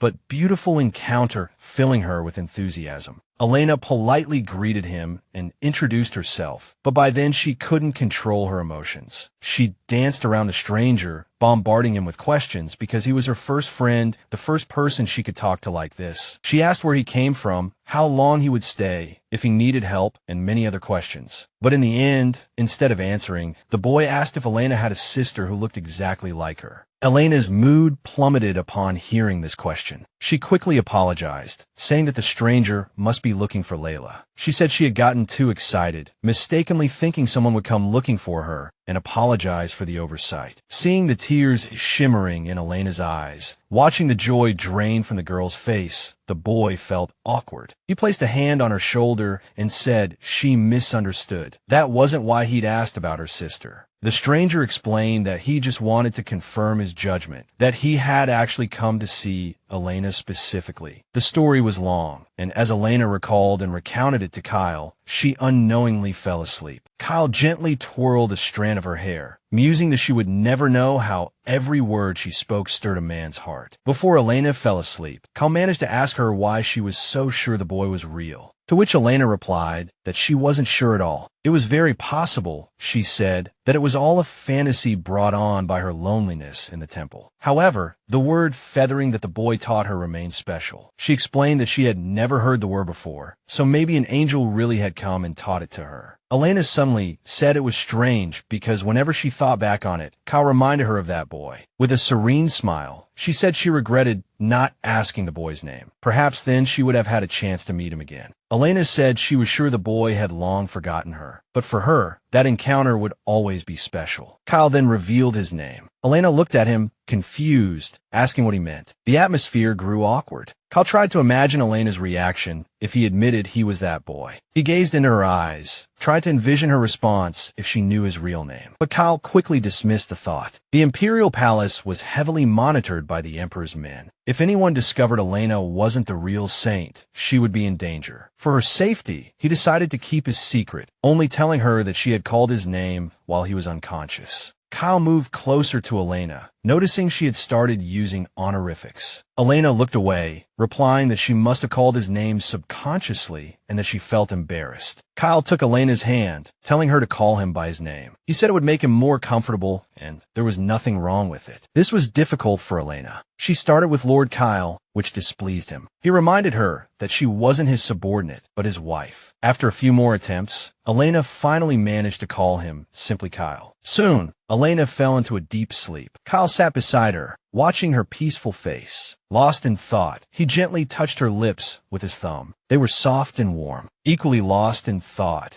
Kyle touched his own lips with the same finger, trying to suppress inappropriate thoughts. He couldn't understand how Elena could be engaged to a monster like him. Where was Layla? So many unanswered questions swirled in Kyle's mind, but he was terrified that if he searched for those answers, he would lose Elena. He lay down beside her, turning to face her, wishing he could be her guardian angel. Even if he were an angel, Kyle wished for his wings to wear away, wanting nothing more than to be an ordinary man by Elena's side. He gazed at her sleeping form, whispering to himself, how could he ever let her go now? Kyle admitted to himself that he was no longer sure of anything. Elena remained fast asleep, oblivious to the turmoil in her husband's heart. Dawn broke, and Elena woke up groggily, wondering what time it was. Suddenly, she remembered what she had done the previous night. She sat up abruptly, unable to believe she'd had the courage to argue with everyone and stay with Kyle. Kyle opened his eyes calmly and asked Elena how she felt, if she was uncomfortable anywhere. Elena started to say she was fine, but stopped, realizing it wasn't entirely true. Elena felt a sharp pain in her shoulder. Kyle noticed her wince and looked concerned. He gently touched her shoulder, asking if he had hurt her and if they should call a physician. Before Elena could answer, Kyle insisted she see a doctor as soon as possible, leaving her flustered. She looked down, avoiding his gaze, and asked why he wouldn't let her use her saintly powers to heal herself. The saint was supposed to be able to heal her own wounds. Layla never needed to see a physician when she was at the temple. Elena wondered if Kyle suspected something, but then dismissed the thought as he had never questioned her not being Layla. Kyle interrupted Elena's thoughts, taking her shoulders and explaining that it was his fault that he had hurt her. Even if she covered the bruise, it would take a long time to fade. He rested his forehead against hers, asking if she really thought he would ask her to heal herself. If he was the one who hurt her, how could he ask her to heal it herself? Holding her close, he explained that this showed how poorly she had been treated at the temple. He wanted her to understand that she was his wife, regardless of whether she was the saint. Kyle added that Elena was the only one who had promised to make him human, and that made her incredibly precious to him. He told her that no one could be indifferent to her, especially him, and he wanted her to remember that. Tears welled up in Elena's eyes. She was in pain, knowing she would eventually lose him, but she desperately wanted to tell him the truth to stay by his side. After a while, Kyle finally convinced Elena to see a physician who advised her to rest. The physician assured her that after a few days of rest, she would be fine, with no more pain or any other troubling issues. Elena looked down, saying she didn't have time to rest because she knew, Kyle himself had said it, they didn't have much time left. Kyle decided to change the subject, mentioning that Philip had told him about Elena's meeting with Shane. Elena explained that she went to the library for research, but found nothing and instead ran into Shane there. Kyle, intrigued, asked what Shane had said and when they had met. Elena replied that nothing special happened, only that Shane gave her a sachet, the scent of which she suspected was Deborah's perfume. Kyle remained silent, but Elena noticed his displeasure with her words and called his name. Looking worried, Kyle dejectedly asked Elena not to be alone with Shane. Elena responded that Philip told her Shane's desire to harm Kyle stemmed from a rivalry for the throne. Kyle said that wasn't the only reason, the real reason being Shane's long-held resentment towards him. He explained that something had happened in the past, entirely his fault, which was the root of their strained relationship. Kyle looked at Elena with a panicked expression, wanting to tell her that if Shane harmed her because of him, he would never forgive himself. Elena, not wanting him to dwell on these memories, interrupted him, saying that whatever happened in the past and whatever the future held, she could handle it. Elena smiled, saying that now she had not only Philip and Julia, but Kyle as well. She added that if she had known all this from the beginning, she would have approached things differently. She also said she had a request for Kyle. Elena explained that if she could find a way to turn Kyle back into a human, she really wanted to get to know him better, so she hoped Kyle would make time to talk with her. Kyle thought that the more time he spent with Elena, the harder it would be to let her go. But since he couldn't let go of her now anyway, he might as well grant her wish. Kyle politely kissed Elena's hand, promising he would be happy to fulfill her request. Elena smiled sincerely and thanked him. Kyle watched the happy Elena with a smile, sincerely hoping this moment would last as long as possible, undisturbed by worries. At the castle's tea party, 3 nobles gathered, discussing how everyone thought the Black Dragon's descendant was emotionless, but Kyle had changed overnight. After the wedding, the girls said it was like a fairy tale, but that wasn't all the rumors circulating the castle recently. The castle servants had also been gossiping lately that not only Kyle was captivated by the crown princess's charm, but his half-brother Shane was as well. A dark-haired girl named Violetta dropped her cup on the floor, and the other girls fearfully asked if she was all right. Violetta confidently stated that the rumors couldn't be true, staring blankly at a spot, thinking to herself that Shane belonged only to her. Meanwhile, the Archbishop arrived at the castle, smiling as he stepped out of the carriage, remarking that it had been a long time since his last visit. He also commented that everything seemed well from the outside and asked Shane, who had come to greet him, if that was indeed the case. Shane, with his usual smile, replied that it seemed the Archbishop was expecting something to happen within the castle walls. The Archbishop bowed deeply, saying that since no problems had arisen, it seemed everything was normal. The Archbishop mentioned hearing about many strange occurrences recently, with nobles whispering about Kyle's significant change since his marriage, some even suggesting it might alter the line of succession, because the power of love could change the course of an unfortunate destiny. The Archbishop asked Shane whose favor it would be advantageous to be in, should these rumors prove true. Shane smiled, but his eyes remained cold, thoughtfully saying it was interesting and they should see how things unfolded. He then asked the Archbishop if he and his followers had prepared the saints for Kyle, stating he didn't understand the Archbishop's concerns. Shane chuckled to himself, thinking that in this castle where power reigned supreme, the blessings of the strong were meaningless. He said the Saintess held no weapon in this castle and would be easy to eliminate if necessary. Shane reassured the Archbishop that there was no need to worry, as everything would be all right. With a falsely gentle smile, he promised that the things worrying the Archbishop wouldn't happen. Shane and the Archbishop shook hands, the Archbishop assuring Shane of his trust and expressing no doubt that things would unfold as he said. Shane thought that if he couldn't kill the Saintess, he would at least have to remove her from his path, as this woman was sure to become an obstacle to his ambitions. Kyle and Elena walked side by side through the castle. Kyle explained that the Emperor had summoned him, and he wouldn't be able to accompany her. Whispers trailed behind them, rumors spreading like wildfire. Maids cast admiring glances at the pair, murmuring about how the crown prince rarely visited the castle before, but since Elena's arrival, he sought her out almost every day. Elena smiled at Kyle and said she would pray for his safe return. Kyle took her hand, reminding her that he had to leave with Philip, and asked her not to wander the castle alone. Kyle gently raised Elena's hand to his lips and kissed it softly, saying he would also pray for her safety. Two maids, deeply touched by the scene, whispered to each other that the rumors were indeed true. They had witnessed it with their own eyes. Julie overheard their whispers. The maids, seeing her, immediately fell silent, afraid of being reprimanded. Julie relayed what she had seen and heard to Elena, who was surprised the rumors were still circulating. Julie explained that from an outsider's perspective, it did appear strange, as Kyle had never shown interest in anyone else. But that wasn't the strangest rumor. There were whispers that Elena had been seen on a date with Shane. Elena stared at her reflection in her tea, finding the rumor about her, and Shane absurd. She had only met Kyle's brother once, and it hadn't been anything resembling a date. Furthermore, their meeting had taken place in the Royal Library, a place inaccessible to outsiders. She wondered who could have spread such a lie, but a more pressing concern weighed on her mind. Kyle was indeed with her almost every day,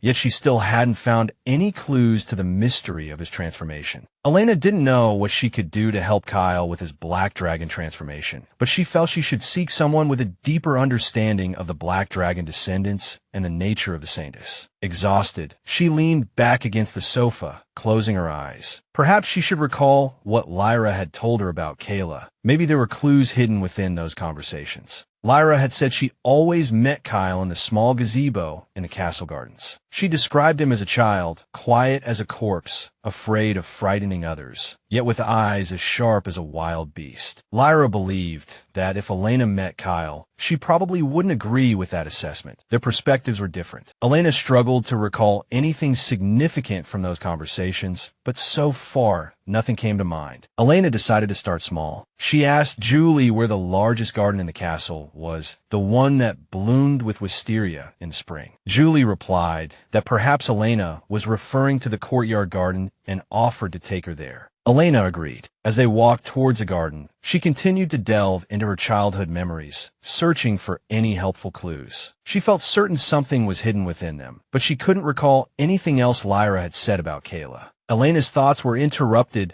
by the sound of an argument at the garden entrance. The sudden commotion drew everyone's attention. She saw Shane and Violetta. Violetta was berating Kyle's brother, accusing him of his behavior towards her, and in a fit of emotion, slapped him. Elena covered her mouth with her hand, hoping to remain unseen. Violetta demanded that Shane tell her that what had just happened was a misunderstanding. Shane's cheeks flushed crimson. He stared coldly at Violetta, not even bothering with his usual smile. Witnessing the scene made Elena uncomfortable. She wasn't sure what to do, whether to leave or intervene. Violetta looked at Shane, a mixture of anger and hurt in her eyes, waiting for even the slightest response, as she had always considered him one of her own. But Shane clearly didn't care, nor did he attempt to appease Violetta, letting her believe what she wanted. After the slap, a suffocating silence fell between Violetta and Shane, a silence that felt as if it would never break. Elena tried to make sense of what was happening. As she pondered why Shane was in this situation, Julie approached Elena quietly, whispering her name. The sudden appearance startled her. Elena put a finger to her lips, signaling Julie to be quiet and not interrupt. Julie understood and covered her own mouth, indicating she wouldn't say a word. He chose to remain silent, so as not to interfere. Meanwhile, the scandal between Shane and Violetta was still ongoing, and Shane finally decided to respond to the teary-eyed girl. Shane said he understood Violetta's feelings, and that she must be surprised he suddenly canceled their date. Violetta placed her hand on Shane's chest, saying she didn't understand what had happened. Just a few weeks ago, he had sent her flowers and jewels. Shane placed his hand on Violetta's shoulder and replied that this was the first time he'd heard of such things, and he was certain the gifts were either out of the Emperor's respect for Violetta's father or sent by the servants as per usual custom. With tears in her eyes, Violetta placed her hand over Shane's, begging him to assure her that their relationship was different from other nobles. Violetta recalled their meeting at the banquet, how Shane had looked at her and smiled. To her, it was special. Violetta truly believed these were all proof of Shane's love for her. Shane turned his head coldly. Violetta pleaded with him to at least give her an explanation as to why he decided to break up. Shane removed Violetta's hand, replying that it was she who had believed herself to be in love with him all along, while he had never felt that way.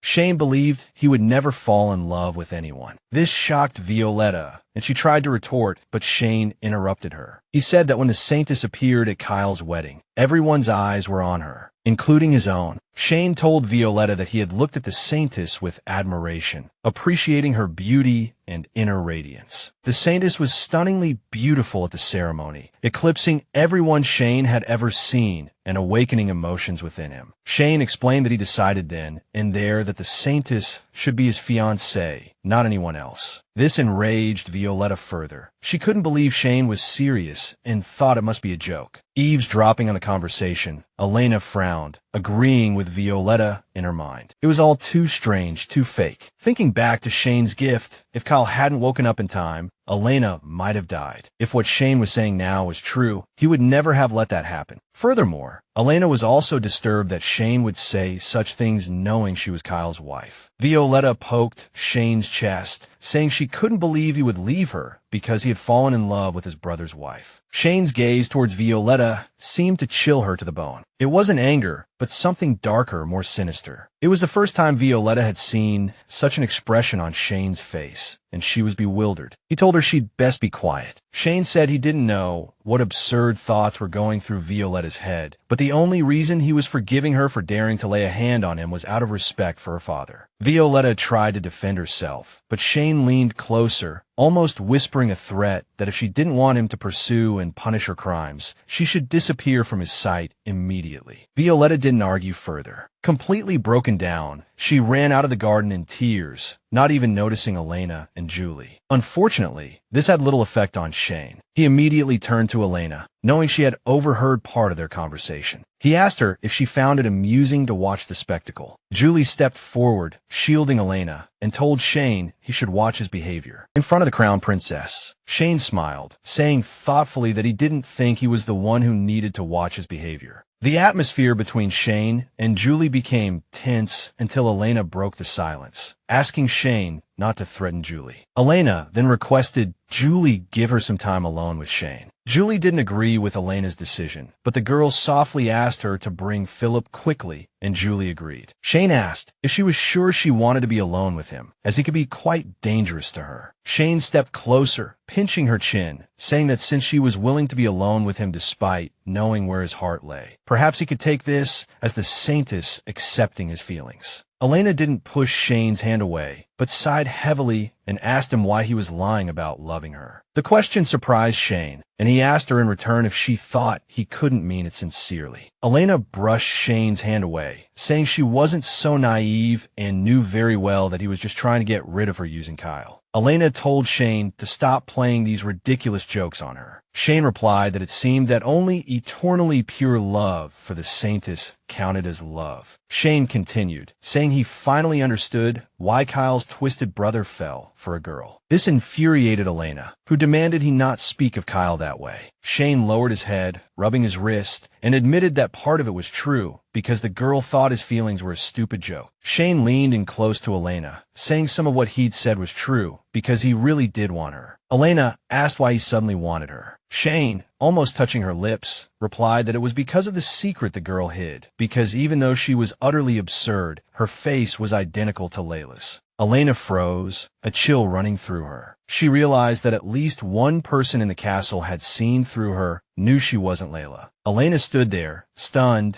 trying to process the fact that Shane had revealed he knew she was an imposter. She couldn't understand how he knew. Her heart raced, and sweat beaded on her forehead. Her reaction made Shane laugh. After laughing, Shane asked if she really thought no one would discover her little secret, that she could lead everyone by the nose forever. He stepped closer, putting a protective arm around her shoulders, and said that as long as she relied on him, not Kyle, she wouldn't have to worry about anything. Elena closed her eyes, deeply disturbed by the whole situation. She knew she could never trust Shane. She desperately prayed for Kyle to rescue her. As if in answer to her prayer, Kyle appeared, his sword pressed against Shane's throat. In a chillingly calm voice, Kyle ordered Shane to take his hands off Elena and never touch her again. He said if Shane didn't want to lose his head right then and there, he would do as he was told, because he wouldn't hesitate. Shane decided not to escalate the conflict for the time being and heeded Kyle's advice, removing his hand from Elena at Kyle's command. Elena was genuinely happy to see Kyle and thought that he was actually a good man. After another argument, Kyle raised his voice, angrily asking Shane if he hadn't already warned his brother never to approach Elena or bother her. Shane, whose neck was still bleeding from being grazed by Kyle's sword, replied that Kyle must be mistaken. Shane told Kyle that the only person bothering Elena was Kyle himself. He asked Elena to confirm this, which left the girl stunned, unsure how to answer without angering Shane. Kyle extended his hand to Elena, saying it was all right. She didn't need to answer, just come with him. Elena stood there, struggling to make the right decision. She felt that if she left now, Shane would expose her, and she wasn't sure if Kyle's attitude toward her would change once he knew the truth. Elena thought how much she longed for Kyle, how she wished he would take her away from there, but she couldn't risk it. She had no choice. She told Kyle she was sorry, but there seemed to be a misunderstanding. Elena's answer made Shane smile with satisfaction, while Kyle was left confused, especially when Elena added that she and Shane were just having a pleasant conversation. Shane watched Kyle's reaction with interest, wondering why his brother had suddenly become so desperate. Shane thought that Elena only looked like Layla. In reality, she was a completely different person. He was surprised that Kyle hadn't noticed this. He suspected that perhaps Kyle knew everything and was keeping Elena around for other reasons. Kyle sheathed his sword, warning Shane that this was his last warning, and he needed to remember that. Shane put his hand on Elena's stiff shoulder and replied that it was quite a predicament. Shane took Elena's hand and, with a bright smile, announced that Elena had personally invited him to be her escort to the upcoming banquet. Elena tried to turn to Shane angrily, wanting to tell him everything she thought. With just a glance from Shane, all her anger vanished. Elena remembered that Shane could expose the truth about her and Layla at any moment. Shane, still smiling pleasantly, said, word by word, that Elena was just an imposter. Elena swallowed, lowering her head. She realized she couldn't do anything in this situation but accept the rules of someone else's game, even if those rules made her very uncomfortable. Elena thought that she couldn't let everything be exposed like this, especially before she had fulfilled her promise. She couldn't let Kyle know that not only was she not Layla, but she also didn't have any saintly powers and had almost no way to help him. Kyle noticed Elena's confusion and distress. He told her that everything was all right, that she didn't need to try and contradict Shane. If it was difficult to face him right now, she didn't have to look him in the eye. Kyle smiled and said that no matter what Sean said about Eleanor, it wouldn't affect his opinion of her. He gave her a gentle, reassuring smile, promising that no matter what happened, he would believe her and always be on her side. Relieved by Kyle's words, Eleanor finally managed a genuine smile at the Crown Prince, feeling that perhaps things weren't so bad after all. This time, she finally decided to move closer to Kyle, who then told Sean that he had just met with the Emperor and they were merely discussing the upcoming banquet. He assured Sean that Eleanor wouldn't be dancing with him because he would be by her side the entire time. Sean lowered his head, his hair obscuring his face, and sullenly asked Kyle if Eleanor seemed unhappy to him. He commented that one day, Eleanor would discover Kyle's true nature, a statement that sent a shiver down Kyle's spine, the fear of that day becoming a reality settling in. Eleanor noticed the darkening of Kyle's expression as Sean pressed on,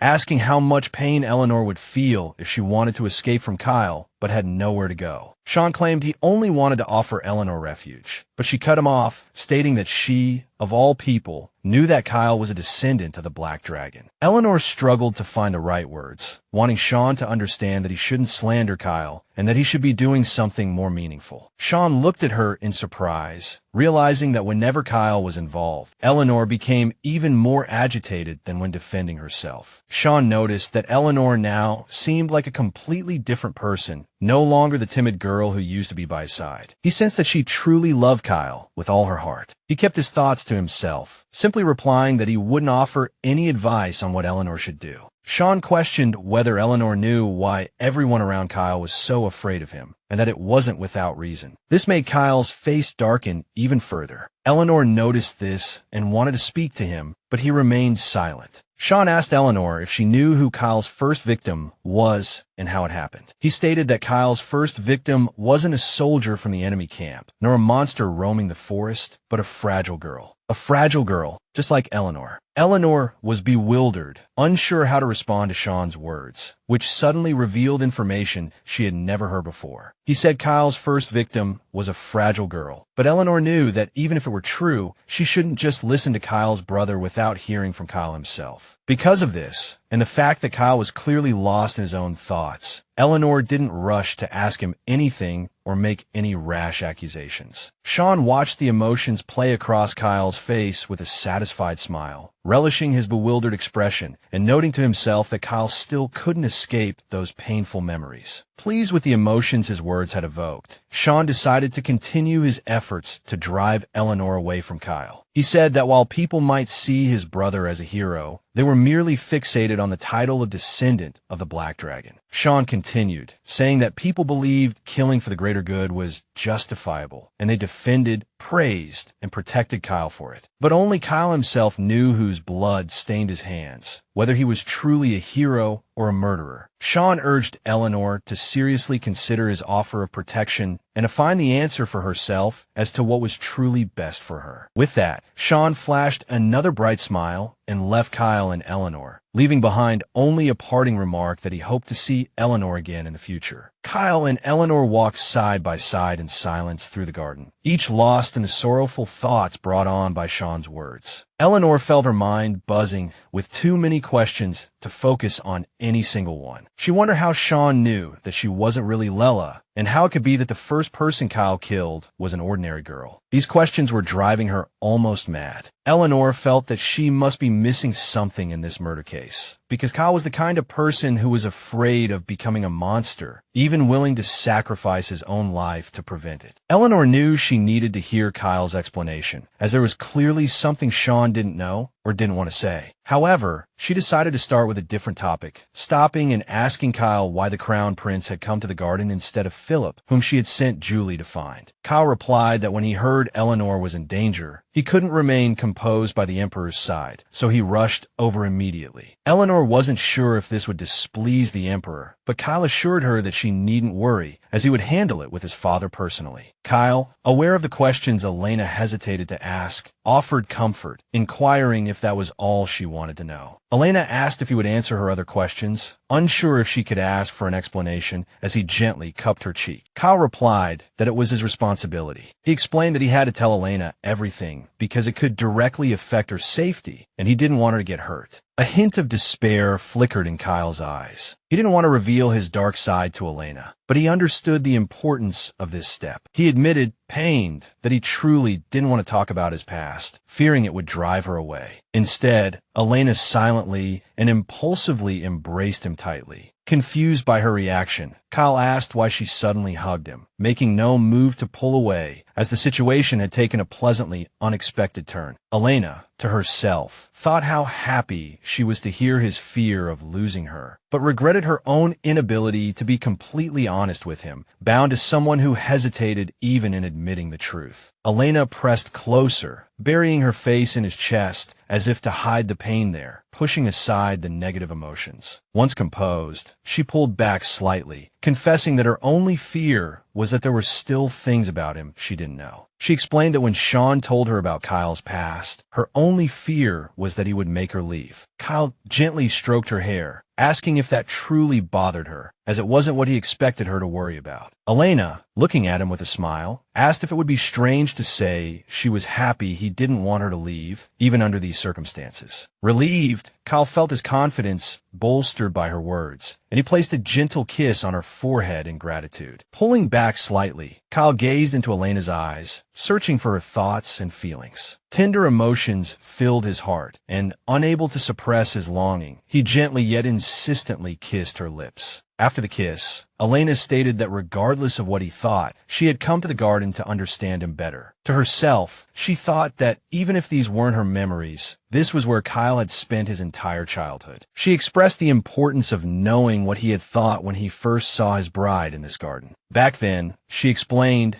she truly wanted to know what kind of person Kyle was as a child and the kind of person he had become. Kyle gently pulled her from his embrace, replying that everything she wanted to know and what Sean had told her was all part of the same story. He confessed that he truly didn't want her to leave because of it, but if she still wanted to after hearing his story, he wouldn't have the right to stop her. With that, he began his tale. It all started long ago, when a young Sean, careful not to be seen or heard, slipped into the garden's greenhouse, searching for his older brother. Sean had been looking for Kyle for a while, suspecting he might be there, and carefully scanned the greenhouse. Suddenly, a happy, genuine smile spread across his face. He had finally found him. Kyle, clearly seeking peace and solitude, had fallen asleep at a table, interrupting whatever he had been doing. Sean called out to him, and Kyle opened his eyes, looking sleepily at the person who had disturbed him. Seeing Sean, his expression softened, and he asked if the boy would be in trouble if their mother discovered he was there. Sean, spreading his hands in satisfaction, replied that everything was fine, as no one knew where he had gone, so there shouldn't be any trouble. Noticing Kyle's exhaustion, Sean asked if he had decided to sleep in the greenhouse again. Kyle replied that he hadn't slept at all the previous night. Wearily rubbing his face, he explained that whenever he slept there, the strange dreams disappeared. Sean stared intently at Kyle, making the teenager nervous, prompting him to ask what was wrong. Sean explained that Kyle always gave the same answer about his dreams, calling them strange. And that was intriguing. Sean complained that Kyle never elaborated on what he dreamt about, even though it was very interesting to him. Kyle's face darkened. He thought to himself that he could never tell anyone about those dreams, especially not his younger brother, because they contained too much darkness, things no one should know. In those dreams, he dreamt he became a black dragon, his body completely covered in black scales. Kyle felt like a true monster in those dreams, mercilessly slaughtering and burning everything in his path without a shred of hesitation. Sean pulled him from the unpleasant memories, suddenly asking what day it was, having noticed some unusual activity in the castle. Sean pointed out, surprised, that all the maids and servants in the castle seemed to be searching for Kyle, as if something particularly important was about to happen. Kyle looked at Sean, puzzled, but quickly realized the reason for the commotion and everyone's behavior. He explained to Sean that his fiancée was arriving at the castle today, much to the boy's astonishment, who hadn't expected it so soon. Sean, barely concealing his surprise, asked if Kyle meant the saint and if she was really coming. Kyle replied that it was supposed to be a secret. Even Sean wasn't supposed to know. The boy retorted that secrets of the Empire weren't so easily kept. Sean grabbed Kyle's hand, muttering that his brother would surely get lost without him, so they had to go together. Kyle reminded him that if they were caught together, Sean might be scolded. Sean replied that, in that case, he would just have to hide in time. Kyle fell into thought about his bride, considering the engagement nothing more than a formality. Looking at his younger brother, Kyle thought that Sean must really want to see the saint and would be disappointed if he couldn't witness the upcoming meeting. Kyle smiled slightly. He didn't want to upset Sean, who was one of the few people who treated him with warmth despite knowing his true nature. Deciding it wouldn't be a big deal to bring Sean along, Kyle agreed that if Sean wanted to go, they would go together. A wave of happiness and gratitude washed over Sean, and he grinned, relieved that his brother hadn't pushed him away. Kyle arrived at the gazebo, where he was to meet his fiancée. He sat at the table, pensively stirring a small cup of tea with a spoon. Sean hid behind the bushes, positioned to see and hear everything while being able to quickly conceal himself if discovered. Kyle gazed gloomily into his cup, waiting for his bride. He didn't actually want to see her, feeling a growing irritation at the formality of it all. He recalled his governess's instructions, explaining that his fiancée had grown up under the care of the archbishop, always striving to avoid any transgression and remain untainted. The governess had told Kyle that marrying the saint, who inherited divine power, was a great honor. To Kyle's annoyance, she believed he had to act like an ordinary person, as displaying his black dragon powers might frighten his bride away. In his anger, Kyle lifted the spoon above the cup, unsure of what he intended to do, when he was interrupted by a female voice. Layla stopped him, saying that if he broke the cup, they would have to drink straight from the teapot, which wouldn't be very nice. The girl's appearance also excited Sean. Kyle looked at Layla with displeasure, thinking this was probably his bright, innocent, unflappable bride. Layla introduced herself formally, stating that it was the day they were to meet and that her last name was Underwood. Kyle found the surname odd and looked at Layla questioningly. She curtsied, explaining that she was found under a tree, so that's the name they gave her. Sitting down at the table, she asked if he found it funny, because by that logic, all the residents of the Empire living under the Tree of Life should have the same last name. Kyle found neither Layla's joke amusing nor her liveliness appealing. He looked at his bride sullenly, thinking of the single reason he had agreed to see her. He stated that he understood she was sent by the priest to meet him, but regardless of how honorable it was, he had no intention of marrying her. Kyle believed that whether he married the saint or not, his fate was sealed and marriage was a futile gesture. He said that was all he wanted to say and stood up to leave, but Layla's reaction stopped him. Layla leaned closer to the table, seemingly struggling to contain her laughter, before finally bursting out in loud, genuine amusement, much to Kyle's surprise. He hadn't expected such a reaction. After her laughter subsided, Layla asked Kyle if he truly believed everything could be as simple as he wanted. Still smiling, she paused, composing herself as she found his words incredibly naive. After her success, Rael looked at Kyle with cold eyes, saying she knew perfectly well why he didn't want to marry her. She stated that Kyle clearly believed his fate wouldn't change even if he were engaged to the saintess, adding that the boy simply didn't understand how powerful the Almighty's power truly was. Rael asked if Kyle dreamt every night of turning into a monster, a black dragon, losing his human form. She suggested that perhaps every time he saw himself hurting others as a heartless black dragon, he shuddered in fear that it might actually happen. With a trembling voice, Kyle asked Rael how she knew about his dreams, surprised that she would know since he had never told anyone about them. With a gentle smile and a composed expression, Rael replied that she also had a dream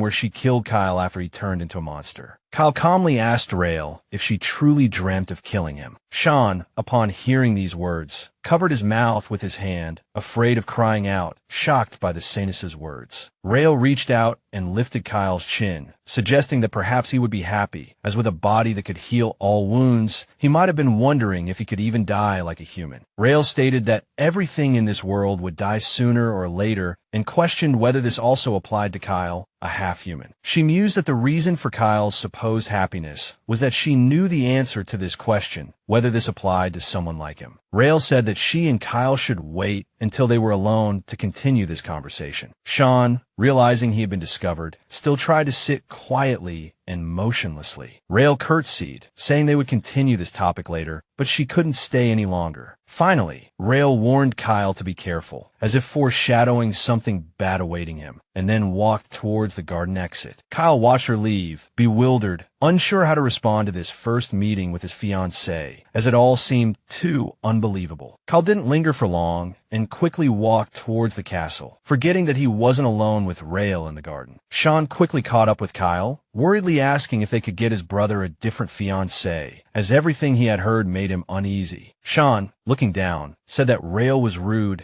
and said a lot of strange things, so he didn't like her at all. Kyle turned to Sean and said that Rael was right, because he really did want to know if he was truly human. Kyle explained that the nightmares he had every night were so real that he began to suspect they weren't dreams at all, but things that had actually happened. Kyle's next question shocked Sean. He asked Sean if he would still consider him his brother if he really did turn into a dragon. Sean was speechless for a moment, but his thoughts were quickly interrupted by the appearance of their mother, Deborah. Deborah appeared suddenly, with a gentle smile that held a hint of danger. She noted that Kyle was asking Sean a foolish question, as the answer was quite obvious. Deborah innocently asked how an animal and a human could be considered brothers. She looked calmly at the children, as if it wasn't her who had just implied that Kyle would become a soulless beast. Sean didn't like what Deborah said, as he loved his brother dearly and didn't think these words were worth discussing. He wanted to argue with her. Deborah didn't give him the chance. Still wearing a gentle smile, she instructed a maid to take Sean to dinner, depriving him of the opportunity to retort. Deborah had the maid prepare Shan's meal, and the maid obeyed, practically dragging the boy away from Kyle and Deborah. This displeased Kyle, as he knew Deborah, seeing him with Sean, could cause his younger brother big trouble. Deborah watched Kyle and his reaction with interest. It was always amusing for her to see how he looked. Deborah said that on the day Kyle was born, she was in the castle, and all the noble families gathered, waiting for someone to prick the infant's soft little finger with a needle. She recounted that when the dark blood flowed from the prick, one should have seen the emperor's face, as everyone knew what it meant. Deborah pointed out that everyone's attention was drawn elsewhere, missing another very important detail. The former empress, Kyle's mother, sobbed in fear and agony, holding her breath, realizing what fate awaited her poor child. Deborah said it seemed the former empress, born outside the empire, must have been terrified. Deborah said that Kyle was the very reason for her fear, as he possessed the blood of a beast, with no bright future, only suffering. She continued calmly, saying that the former empress couldn't bear the fear in her heart and ultimately chose to hang herself, unwilling to witness her child's future. Uncomfortable with Deborah's words, Kyle asked her to stop. Deborah, however, simply stroked his cheek gently and leaned closer, declaring that she wasn't the former empress. She loved him, even if everyone else feared the boy. Deborah stated that she still saw Kyle as the innocent baby he once was. This proved to be the final straw. Kyle recoiled from her in horror, demanding she leave him alone. Deborah's tone sharpened. Even so, she declared, Kyle and the emperor were very much alike. How dare he look at her with such eyes? She questioned. Deborah laughed, a manic edge to the sound, her following words equally deranged. Kyle and the emperor would regret this, she said. Once her son, Shane, became crown prince, the emperor would finally have to acknowledge her as his wife. Kyle didn't wait to hear any more. He turned and fled from the clearly unhinged woman, who showed no signs of ceasing her disturbing behavior. Kyle escaped to the one place in the castle that offered him sanctuary, the greenhouse. It was quiet, free from intrusions. But this time, no matter how much he craved solitude, it was not to be. Philip soon arrived. Kyle gritted his teeth, stating that he'd asked not to be disturbed. Philip replied that it was his duty to protect Kyle, and that was why he was there. Kyle angrily shouted that Philip was lying. The Emperor had sent him to watch him, to make sure he didn't turn into a monster prematurely. Philip looked at Kyle with sympathy. The boy continued, saying the Emperor's only concern was him turning into a dragon. He didn't care how hard Kyle was working to prevent it. In the end, Kyle was crown prince in name only, because everyone knew Shane would eventually take the title. Why couldn't the Emperor just make Deborah Empress already? Kyle demanded angrily, instead of dragging things out. Philip sighed, replying that regardless of what others said, Kyle was still the crown prince. Only the Emperor could decide whether to make Deborah Empress. Philip said that Kyle deserved to be Emperor, but this did little to soothe the boy. Kyle said he didn't want to be Emperor. Behind Philip, Lela, who had been eavesdropping on their conversation, suddenly appeared. Now she asked Kyle if he could truly say that. Lela's appearance surprised Kyle. He hadn't expected her to be there. He asked her what she was doing there. Even when the palace had sent a personal invitation, Lela had refused to meet. Lela explained that she hadn't refused. She truly hadn't been able to come due to circumstances beyond her control. Touching Kyle's hand, she said it was the priests who had stopped her. They had refused, not her. Lela smiled, suggesting that since they had the chance now, they should talk privately about what they wanted to say. She mused that the castle had changed a great deal since they last saw Kyle. Many places were unrecognizable. Kyle wasn't interested in small talk. He retorted that Lela shouldn't act so familiar. Philip wasn't here, so she didn't need to pretend to be a good girl in front of him. That image didn't suit her at all. Lela's expression darkened. Lela laughed, saying that for Kyle to act this way, he must consider her someone close to him. Kyle was confused, finding it strange. Every time he was near this girl, he felt lost. His body seemed to respond only to her, even when he had no intention of doing anything. Lela's voice pulled Kyle from his thoughts. She asked if he was still having those nightmares about turning into a dragon. Kyle looked at Lela hopefully. He hoped she could answer his questions and free him from the agonizing mystery. Kyle replied that the dreams still plagued him, heavy and terrifying. He asked if Lela knew anything. Lela didn't leave him in suspense. She answered directly that he was dreaming of his future, unavoidable and relentlessly cruel. Lela explained that these dreams were called divine revelations. A great being was showing Kyle what was to come. This being, she said, by letting her and Kyle see the same visions, was trying to convey another very important message. Lela said Kyle was destined to become a dragon and destroy the world. That was the inevitable end. Ignoring Kyle's bewilderment, Lela said that, given this, she was destined to kill him, to stop it from happening, to save the world. She stepped closer to Kyle, gently stroking his face. Since their fates were intertwined in this way, she said,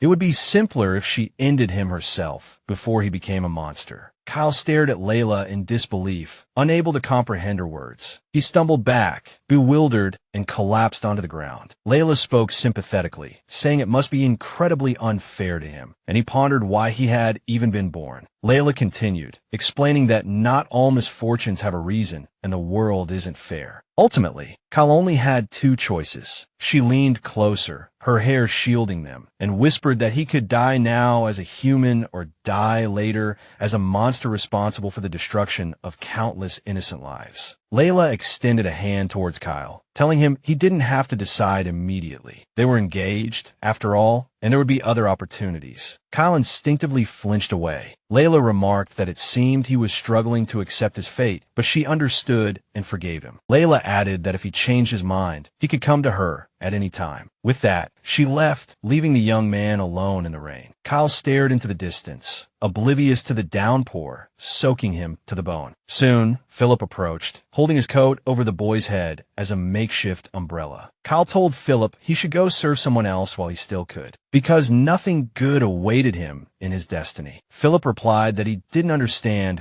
what Kyle meant and disagreed with the crown prince, believing the future would be bright. Kyle insisted that even if Sean couldn't become emperor, he himself certainly couldn't, because he was a descendant of the dragon. Philip wanted to comfort Kyle, genuinely fond of the unsociable boy, and hoped things would get better. As Philip was about to offer some words of encouragement, he heard a suspicious sound laced with danger. He spun around, demanding to know who was there, but only silence answered. Kyle saw Sean fleeing and worried that his brother might have overheard something and jumped to the wrong conclusions. Philip tried to stop Kyle, but he pursued Sean, calling out for him to stop, fearing a huge misunderstanding and the danger it could bring. Philip yelled after Kyle, reminding him they were running towards the Empress's palace. where Deborah was currently residing. But Kyle ignored him, quickly catching up to Sean and following him as he scrambled up the palace stairs. Sean hid under the staircase, covering his ears, and Kyle asked if he was hiding because of the Emperor. Kyle said he had no intention of becoming Emperor and would talk to their father himself. But just then, he heard the voice of the one person he least wanted to encounter. Deborah stood at the top of the stairs, looking directly at Kyle, expressing her delight at seeing him there. Deborah's eyes were wild. She said she was thrilled he had come to her and asked if he had heard what the Emperor had said. She explained that the Emperor had declared only the woman who bore an heir could be Empress, no one else. Deborah descended the stairs quickly, placing her hands on Kyle's shoulders, pinning him in place. She declared the Emperor wouldn't change the line of succession, which meant her son, Sean, was now useless to her. She clutched Kyle tightly, saying he should be her son, replacing Sean. If she could get rid of her marriage, the Emperor would declare her Empress. Kyle, horrified, said she was talking nonsense, asking if she meant Sean's marriage. The woman chuckled darkly. Just then, Sean crawled out from under the stairs, calling out to both of them. Kyle's heart sank. He realized Deborah was delusional and intended to harm Sean. His heart skipped a beat. Deborah announced loudly that she had already dealt with Sean, declaring she no longer needed him. She then lunged at her son, intent on doing the irreparable. Kyle tried to stop her, grabbing her elbow, but Deborah wrenched free, stumbling and losing her balance on the steps. Kyle watched in horror as she fell backward, tumbling down the long flight of stairs, grasping at nothing. An ominous silence fell over the palace. Deborah's blood stained the stairs, the floor below, and Sean's clothes as she lay beside him. Sean stared at Deborah's body, the only sound the deafening thump of his own heart, his mind unable to process what had just happened. Sean could only call out to Deborah in confusion, not fully grasping the reality of the situation. It took a moment for the realization that his mother was dead to sink in. He crouched beside her body, holding her, desperately begging her to wake up, trying to bring her back. Sean's awareness returned with a surge of rage, directed at Kyle. He demanded to know what he had done, why he had pushed Deborah down the stairs and killed her. Tears streaming down his face, Sean stared up at Kyle, standing on the stairs, and after a moment, screamed, accusing him of being a murderer. Not long after, word spread about what had happened, and Deborah's funeral was held. It was a simple affair. The rain fell, the priest prayed, and Kyle thought about what he would say when he saw Sean. Kyle expected Sean to call him a murderer again immediately, but his brother only looked at him with silent reproach and tears in his eyes. Apparently obeying the Emperor's orders, Lela was also present at the funeral, silently holding an umbrella for Kyle. Finally, as if to comfort him, Lela said that she would kill Kyle after they were married and put a finger to her lips, implying it was a secret between them. Elena watched Kyle sympathetically as he recounted his childhood, vividly picturing the whole story in her mind. Elena closed her eyes, considering how to respond to Kyle's confession. She understood how difficult it must have been for him to tell her all of this. Elena placed a comforting hand on Kyle's back, saying that Deborah's death wasn't his fault. It was an accident. Kyle replied that he understood that logically, but he still felt that Sean had been right at the time, that he was guilty of murder. Elena looked sadly at Kyle, trembling with painful memories, and tried to think of a way to cheer him up. Kyle said that if he wasn't a descendant of the Black Dragon, or if he wasn't himself at all, none of this would have happened. Kyle said that maybe if he had never been born, none of this would have happened to Sean and their mother, and their lives would have been happier. Elena could see how painful it was for Kyle to talk about this, and in an impulse to ease his pain, she hugged her husband. Kyle and Elena held each other in silence, trying to find some peace in the embrace against the hardships of life. After a while, Kyle released her, saying that even if he hadn't killed Elena when he transformed into a dragon, as long as she stayed by his side, she would be in great danger, so maybe she really should listen to Sean. Elena gently stroked Kyle's face and replied that she wouldn't die because of him and would never leave him, because she wanted to stay by his side to help him. Closing her eyes, feeling Kyle's warmth, Elena thought that if Kyle didn't cry, she couldn't cry either. In her room, Elena stood in front of the mirror, thinking that she couldn't understand Lela at all. Why would Lela suddenly promise to kill Kyle? Elena couldn't understand how Lela could say such a thing to a child, because she herself understood that being born different only meant growing up in constant pain. Elena believed that the reason Kyle was able to persevere was precisely because of Lela's promise to kill him. And when the time came to fulfill that promise, Lela disappeared, which was too cruel for Kyle. Elena imagined her reflection in the mirror as Lela, speculating that maybe Lela never intended to fulfill that promise, that things weren't what they seemed. For a moment, Elena felt as if Lela was right beside her, putting an arm around her shoulders, saying that she never really intended to kill Kyle. Then Lela added that Elena had no right to sit there and accuse her, because Elena herself had never had the courage to tell Kyle the truth. About who she was, Elena thought sadly, knowing full well that the way she treated Kyle wasn't much better than Lela's, as she was also hiding the truth from him. Elena wondered if it would be an even greater betrayal to Kyle if he one day discovered that she wasn't Lela, but Elena. Looking at the sleeping Kyle, Elena wondered what would have happened if she had married him as Elena, not as Lela. She imagined what would happen if she confessed everything to Kyle. After the wedding, Elena softly asked Kyle if there was really nothing she could do to help. But back then, she didn't understand why she and Lela were twins. Elena wondered why the temple had kept the fact that Lela had a twin sister secret. If it was such a big secret, how did Sean know? According to Kyle, Sean had seen Lela with his own eyes, so it would be easy for him to tell the two girls apart, Elena thought. She pondered this repeatedly, but felt it was unlikely, as they were just children back then, and it seemed unrealistic to expose everything based on that alone.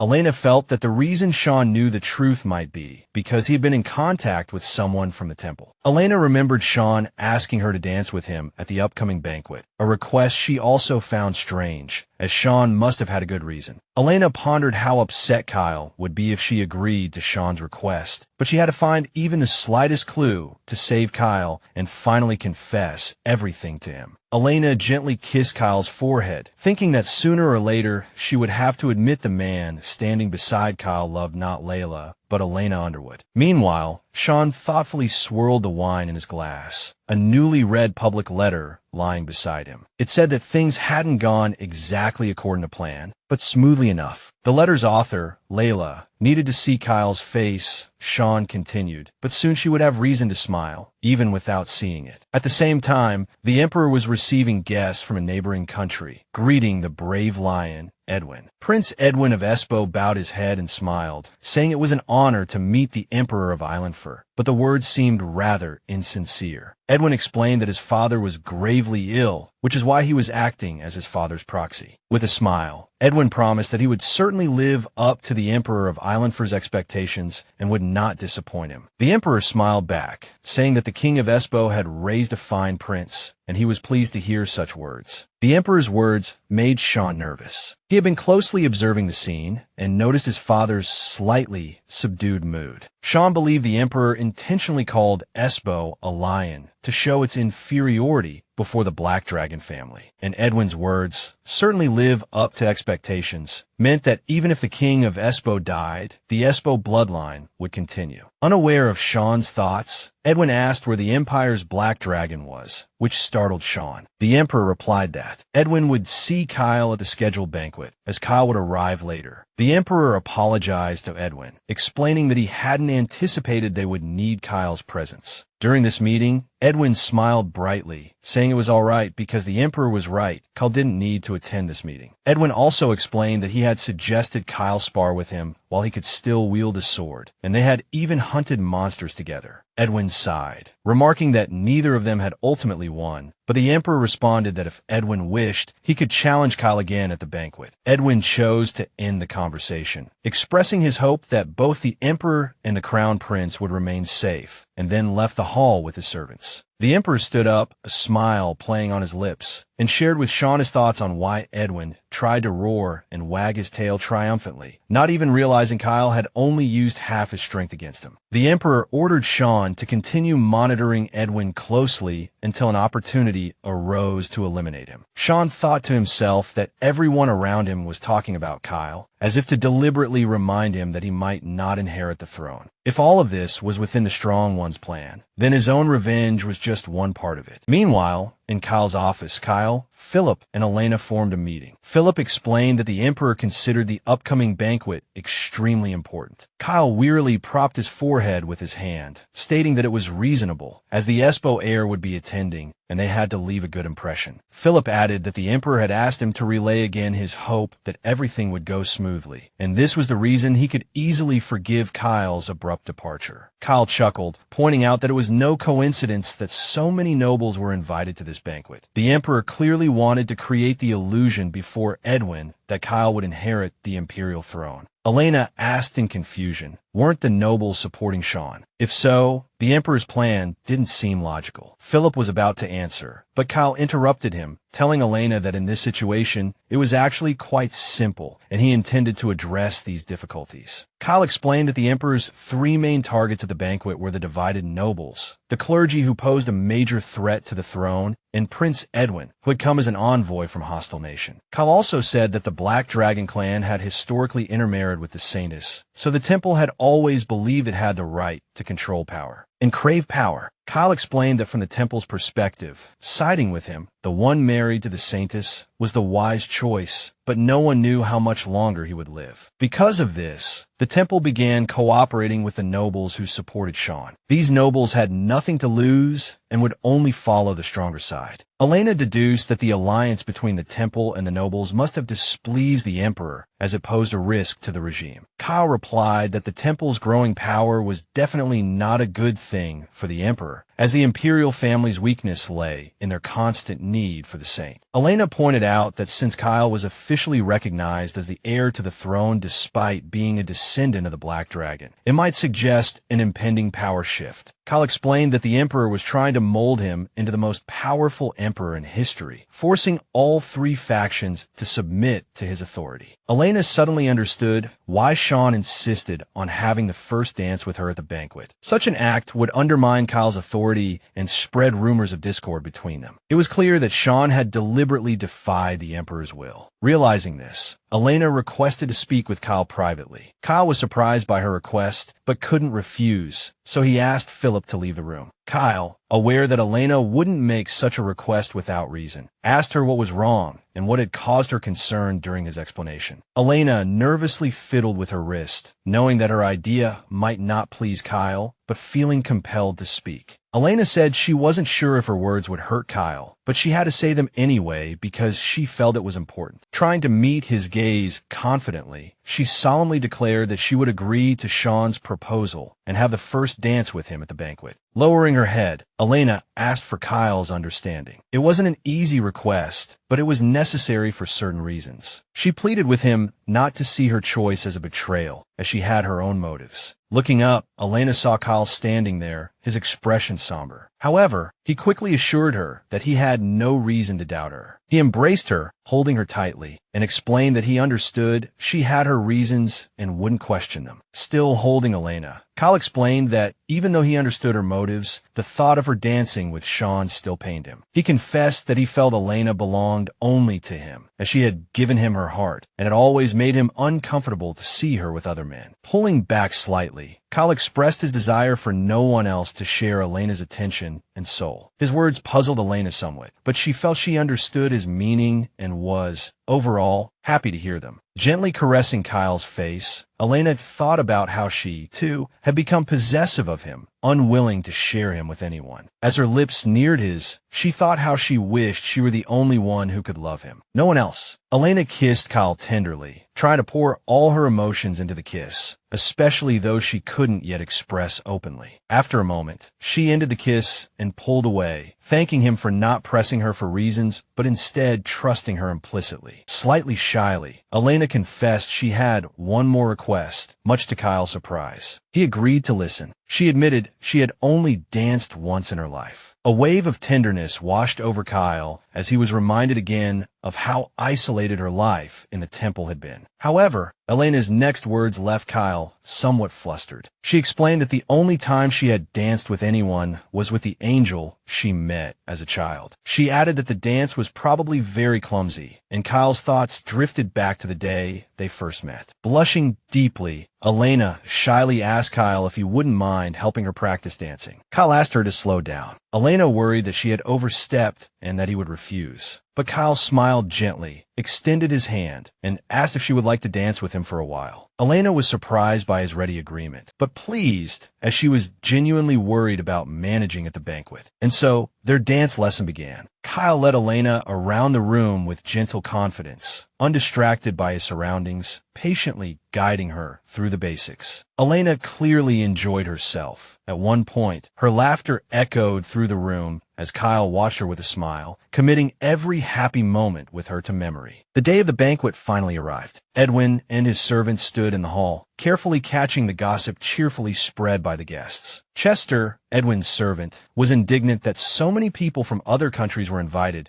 and that those present so readily discussed the Empire's gossip, exposing the court's scandals to the guests. Chester declared that there should be a limit, but Edwin disagreed, stating that this was precisely what he liked about the Empire, as it was ultimately this arrogance that would destroy it. Chester grinned, spreading his hands, and agreed that Edwin was, as always, correct. The Empire was indeed courting misfortune under such circumstances. Chester said that the man was Isbor's son and glory, King Isbor's greatest hope, and only he could bring a bright future. Edwin, wanting Chester calmed down, placed a glass of champagne on his head, urging him to be quiet and not discuss such matters there. Edwin chuckled, saying that no matter the circumstances, one must know how to seek benefits for themselves. So even in this chaos, they should try to gather information about the future emperor of Alanfer. But the only news Edwin and Chester could get was that Kyle seemed madly in love with his wife, and Shane also had his eye on her. Chester indignantly asked what was going on. How could Eleanor betray Kyle and have an affair with another prince? Edwin simply shushed his servant. He believed the current crown prince of the Empire was a descendant of the Black Dragon. Every generation of Black Dragon descendants possessed immense power, but they all died too early. This meant Kyle was merely being used and would be ruthlessly eliminated once their purpose was served. Edwin felt that information about Shane was scarce, but more and more people believed he would inherit the imperial throne. He thought that the only country capable of rivaling the Empire was his proud homeland, Isbor. Just then, Shane felt someone watching him. Shane looked questioningly at Edwin and received a friendly nod in return. Edwin thought to himself that to keep himself from going mad and his country from perishing,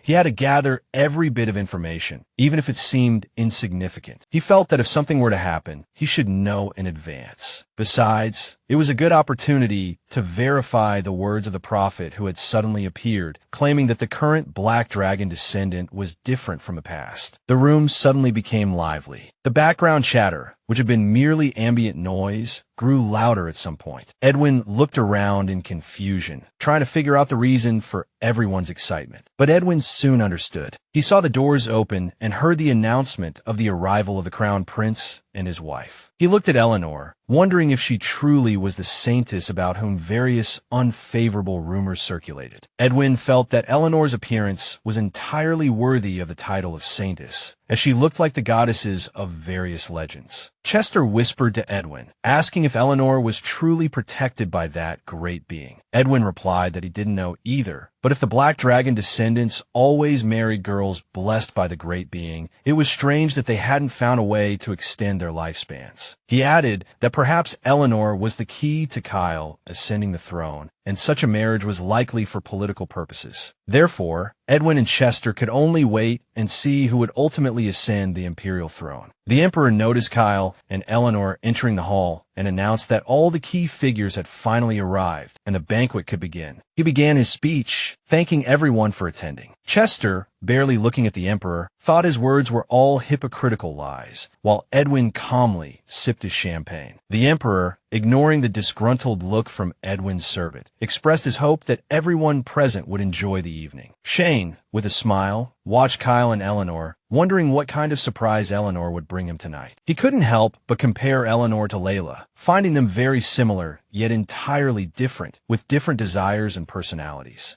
Shane didn't really understand what Layla's advice meant when she left, and it had been bothering him ever since. She had said that if Shane wanted to become emperor, he must not let the girl who married Kyle fall in love with him. Shane approached Kyle and Eleanor, thinking that Eleanor was powerless before the emperor because she was weaker than him, but he could still make the girl not only not love Kyle, but also fear him. With a polite expression, Shane said he was glad to see Eleanor and Kyle. Though not sincere, his mask hid it well. Kyle didn't want to pretend, so he didn't even bother to hide his extreme displeasure at Shane's approach. Ignoring Kyle's gloomy expression, Shane asked Eleanor if she had considered his offer to have the first dance with him. Eleanor turned to Kyle, silently asking if she could proceed as planned, and received a nod from her husband. She smiled gently, realizing that Kyle's permission for her to dance with Shane, according to their plan, was a great show of trust. Eleanor confidently looked into Shane's eyes and replied that since he wished it, she would have the first dance with him. Shane turned away, the corners of his mouth lifting slightly. He thought, as expected, Eleanor's love for Kyle wasn't deep enough to sacrifice herself for him. Sean led Eleanor confidently in the dance, a satisfied expression on his face. He was determined to find out if Eleanor had only agreed to the dance because she feared him exposing her secret. But Eleanor didn't react as Sean expected. She replied that wasn't her reason at all. She had another purpose. Eleanor explained that the real reason was that she had something important to ask Sean, and the dance presented the perfect opportunity. Eleanor gazed confidently and inquisitively into Sean's eyes, asking him if he intended to rebel against the emperor. Eleanor's question caught Sean off guard, forcing him to stop dancing. The two stood frozen in the middle of the hall, drawing puzzled looks from everyone around them. Sean abruptly removed Eleanor's hand from his shoulder, completely ignoring the whispers that immediately rippled through the room. A heavy silence hung between Sean and Eleanor as the man struggled to understand why Eleanor would suddenly ask such a question. It completely contradicted everything he thought he knew about her. Edwin watched the scene with a satisfied smile, while Chester was surprised by Eleanor and Sean's unusual behavior, confused by their sudden stop before the music ended, and regretting that he couldn't hear what they were saying. Edwin remarked that it didn't really matter what was happening over there, but the party was certainly becoming more interesting. Eleanor decided to clarify her question, replying that Sean had once asked her if she truly believed no one in the palace knew her secret. That wasn't the case, she explained, because she hadn't come to the castle on her own. Someone had brought her. Eleanor bluntly asked Sean if he was working with the temple. A drop of sweat trickled down the man's neck, betraying his nervousness, his heart quickening its pace. Eleanor added that there was one thing she couldn't understand about this, despite having thought about it many times. Eleanor mused aloud, asking why Sean hadn't simply waited for Kyle to die as prophesied, which would have easily paved the way for him to become emperor. Sean frowned, trying to guess what else Eleanor was hiding, no longer pleased that she had agreed to the dance, as the current situation was jeopardizing his plans. Eleanor continued, saying she was surprised that Sean, in order to achieve his goals, had chosen to join forces with the temple, who desperately wanted to seize power from the royal family. Eleanor pointed out that Sean must have known that even Kyle himself had denied the possibility of ever becoming the true emperor. Eleanor looked thoughtfully at Sean, while he remained stunned, still unable to comprehend how the girl had reached these conclusions. Eleanor explained that there was one more thing she didn't know. Who had told Sean there was a way to prevent Kyle from becoming the Black Dragon. Sean struggled to compose himself, forcing a wry smile onto his lips. He asked Eleanor if that was all she cared about. Clenching his fists, Sean told Eleanor that there was only one thing he could do for Kyle. The man then countered, asking Eleanor what she truly wanted, to become empress or simply wealth and power. Eleanor, slightly embarrassed and her confidence diminished, replied that all of this was because, as Sean had once said, she was just an imposter. She stated that there was no reason for her to hold back, at least not from being honest with Kyle. Having said her piece, Eleanor curtsied, thanking Sean for the dance, and prepared to leave as they had nothing more to discuss. Eleanor turned her back on Sean, while the man remained rooted to the spot, still reeling from the situation and unable to understand Eleanor's motives. Infuriated by his confusion, Sean abruptly grabbed Eleanor's arm, preventing her from leaving, intending to turn the situation to his advantage. Eleanor angrily demanded that Sean release her immediately, as everyone in the hall was watching them. Kyle, witnessing the scene, became extremely tense, seeing Sean grab Eleanor. He perceived it as Sean hurting her and holding her against her will. Sean grimly told Eleanor not to leave him for Kyle now, or there would be unpleasant consequences. Eleanor demanded to know what Sean meant. He called her strange, saying her current behavior was infuriating him. With a crazed glint in his eyes, Sean asked Eleanor if she knew what Kyle had done in the distant past. Sean continued, Kyle wasn't the kind of person anyone should love. He tightened his grip on Eleanor's wrist, as if trying to convince her with force. Eleanor whimpered in pain, which proved to be the last straw for Kyle. Barely able to control himself, he ignored Philip. Kyle rushed towards Eleanor and Sean, drawing his sword, seemingly intent on killing his brother. All traces of humanity had vanished from Kyle's eyes, as if the black dragon had completely taken over his body, just as it had on the battlefield. Elena watched in horror as Kyle fell into the same state he had been in when Sean offered him Deborah's sachet, a state of complete loss of control. Realizing she had to do something to stop Kyle from actually killing Sean, Elena did something incredibly foolish. But in that moment, the only thing she deemed acceptable, she stepped in front of Sean, shielding him with her own body. Elena's action stunned Sean. Shock washed over him as Kyle's sword grazed Elena's chest, missing Sean completely. Kyle froze, his arm falling limply to his side as he watched Elena collapse, caught by Sean. This was not how he'd envisioned things. Neither Sean nor Kyle could believe what had just happened. Elena's actions were like a bucket of cold water thrown over them. The room, filled with the horrified whispers of guests, buzzed with a fresh wave of gossip. Sean held the weakened Elena tightly, preventing her from falling to the floor. He was stunned by what had transpired. He couldn't understand why Elena had done it. He couldn't fathom what she could possibly gain by saving him. Elena briefly regained consciousness, gasping for breath as she struggled to tell Sean not to touch Kyle again. With that, she lost consciousness once more, giving Sean no chance to respond or express his anger. Nor did it give him a chance to ask any questions. The sound of a sword clattering to the floor, followed by approaching footsteps. Sean looked up to see Kyle standing over them. Pale and reeling from the realization of what he'd almost done,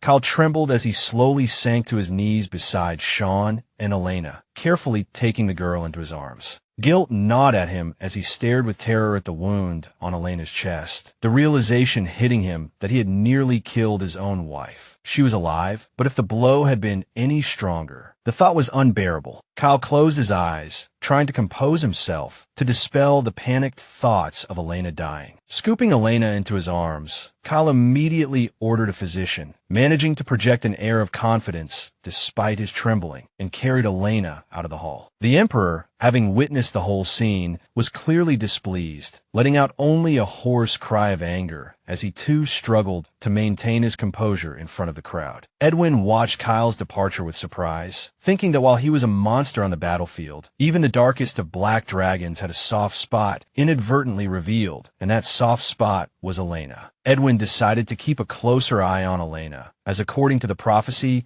something significant would soon happen to these people. Having made this judgment, he beckoned Chester and also hurried out of the hall. Later, Elena lay carefully placed on the bed Kyle had brought her to, still unconscious, the wound on her chest bandaged. Kyle sat by the bed, his head in his hands, praying for her to wake up. He didn't know what he would do if she didn't. The physician's consultation was fraught with tension. They assured Kyle that Elena's life was not in danger, but when he pressed them on why she hadn't regained consciousness, they couldn't give him a definitive answer. They said her current state most closely resembled a severe psychological trauma, and all Kyle could do now was ensure her condition remained stable. Kyle berated himself for losing control. If he truly wanted to protect Elena, he shouldn't have picked up the sword in the first place. Kyle recalled the fear that had gripped him when he saw Elena dancing with Sean. Deep down, he'd always felt that Elena was too good for him, that she might leave him, realizing his insignificance. Despair washed over him as he realized that his fragile heart, consumed by jealousy, had almost killed Elena. He couldn't let that happen. He took Elena's hand in his, pleading with her to open her eyes, to come back to him. Her body was burning up, her skin damp with sweat. He admitted to himself that these 8 years without her had been unbearable, and he couldn't lose her now. In his heart, Kyle prayed to the Almighty. If the Almighty wanted to punish him for the black dragon's blood within him, then so be it. But Elena was a child of the Almighty's grace. She shouldn't have to bear this fate. He whispered that he would become a black dragon right now if she would just open her eyes. His tears fell onto the wedding ring on her finger, and Elena did open her eyes. But as she looked around, she found herself in an unfamiliar place. Around her stretched an endless expanse of empty land under a clear blue sky. Even more surprising, she was leaning against a massive black dragon. Elena stood up and saw a long-haired man standing before her. At first glance, he reminded her of Kyle, but he possessed more draconian features. Looking closely, Elena realized the man before her wasn't Kyle, yet there was an inexplicable familiarity about him. She gazed into the stranger's eyes, wondering what was happening, who he was, and what he wanted from her in this unfamiliar place. The stranger leaned in close. Elena knew with certainty he wasn't Kyle, but for some reason, she felt an overwhelming longing for him. He embraced her, calling her Edna, and said that even if they incurred the wrath of the gods, even if they had to face death one day, he would be reborn and still love her deeply. Elena blurted out that she couldn't imagine life without him, the name Chekhov flashing through her mind like lightning. The carefree atmosphere suddenly shifted, the change abrupt and somber. Chekhov pushed Elena away, his gaze dark and accusatory. Elena didn't understand what was happening, but she sensed danger radiating from him. Scales covered his body, tears streamed down his face, and he demanded to know why she had betrayed him. At the last mention of Imago, Elena's eyes snapped open, jolting her awake from the strange dream or vision. This time, her surroundings were much more familiar. She thought she'd been dreaming, but she couldn't remember falling asleep. Elena turned to see Kyle, still holding her hand tightly, tears streaming down his face, but now with a hint of relief in his eyes. She sat up in bed, looking at him in confusion, wondering why he was crying. Nothing tragic had happened. Everything seemed all right. Elena looked at Kyle with concern, asking him what was wrong, if he was okay, if anyone had hurt him while she was unconscious. Elena gently caressed Kyle's face, asking him why he was crying. She desperately wanted to know what had happened. Kyle, his hand trembling in hers, replied that he thought she would never wake up, that he had lost her forever and would never be able to find her again. Elena gazed at Kyle, perplexed, unsure what more she could do to comfort him, as she was right there beside him. She said she was conscious now, but Kyle replied that it was just a fortunate coincidence. Things could have ended much worse. Kyle said that as long as Elena was in his heart, what happened at the banquet could happen again, and the next time, the outcome might be far more tragic. Elena tried to reassure him, saying she was truly fine, but Kyle confessed that he had almost killed her himself. He explained that the only reason he had held on for 8 years was to see her again. Elena lowered her head, hiding the pain his last words caused, believing he was talking about Layla. She forced a smile, replying that yes, he had waited for her for 8 years, while in her heart, she knew he meant Layla, and yet it was Elena who had appeared in his life. Kyle's tears continued to flow. Elena thought that even now, he still saw her as Layla, blaming himself for everything. She tried to recall her dream, wondering if Chekhov was actually Kyle. Elena felt that telling Kyle the truth would hurt him, as in her eyes, he loved Layla, not her. But she was tired of all the secrets. She wanted to try and change her fate. She told Kyle there was a story she had to tell him. She said that if he was going to let her go now, she had to tell him this story. Even if he hated her for it, she couldn't lie to him anymore. Elena gathered her courage and said, as firmly as she could, that the person who made promises with him 8 years ago wasn't her. Elena revealed that the person standing before him wasn't Layla, but her twin sister, Elena Underwood. It wasn't easy for her, but she decided to confess everything. Without giving Kyle a chance to respond, she slid off the bed and walked towards the window. It wasn't easy, but she knew it was the right thing to do. Elena said that not everything she had told him was a lie. She had been as honest as possible. With her back to Kyle, she didn't see the pity in his eyes. It was truly difficult for her. But she continued. She explained that she knew it sounded like an excuse, but Layla had disappeared on the eve of their wedding, and Elena had been placed in the temple as his bride-to-be. She said she had her reasons for not leaving that first night when Kyle told her to go to protect Layla. Elena said that Kyle's eyes had been filled with despair, and even though she knew she wasn't the one he needed, she had wanted to stay with him in that moment. Kyle stared at Elena, stunned, unable to believe she had finally decided to tell him the truth. Elena suddenly burst into tears, saying that if she and Layla were truly twins, perhaps her meeting Kyle wasn't coincidental, but destiny. Kyle held her tightly, trying to comfort the girl, despairingly nestled in his arms, grateful for her honesty. Elena said she knew she was being selfish, but she didn't want to lie to Kyle anymore. Kyle placed his hand on Elena's head, holding her closer, telling her she didn't need to say anything more because if this were to be discovered, her life would be in danger. Kyle desperately asked Elena why she would tell him the truth if she was so afraid of what would happen if it was revealed. Elena replied that every time she saw Kyle suffering because of her, all she wanted to do was take away all his pain. Looking up at him, she confessed that it was because she had fallen in love with her husband that she wanted to do everything for him. Elena's words stunned Kyle. He couldn't believe something he never dared to hope for was happening, as he always believed no one could love a monster like him. He looked at her, bewildered, for a few seconds before kneeling on one knee, saying that he should be the one asking for forgiveness. Kyle explained that he had remained silent because he believed it was the only way to protect Elena from all danger. He confessed that for the past 8 years, the person he had been longing for, the person who kept him from becoming a black dragon, wasn't Layla. He told Elena that all this time, it had been her, Elena Underwood, the Saintess's twin sister. Elena stared at him in shock, saying it was impossible as they had no shared past. Elena agitatedly insisted it couldn't be true, as she and Kyle had never met before. Kyle smiled gently and explained that they had met once, but she wouldn't be able to connect that child with him now. He said that during their only encounter, they had promised to become each other's other half, each other's amigo. Kyle told Elena that the only thing he had been missing all his life was her, his amigo, not her sister, Layla.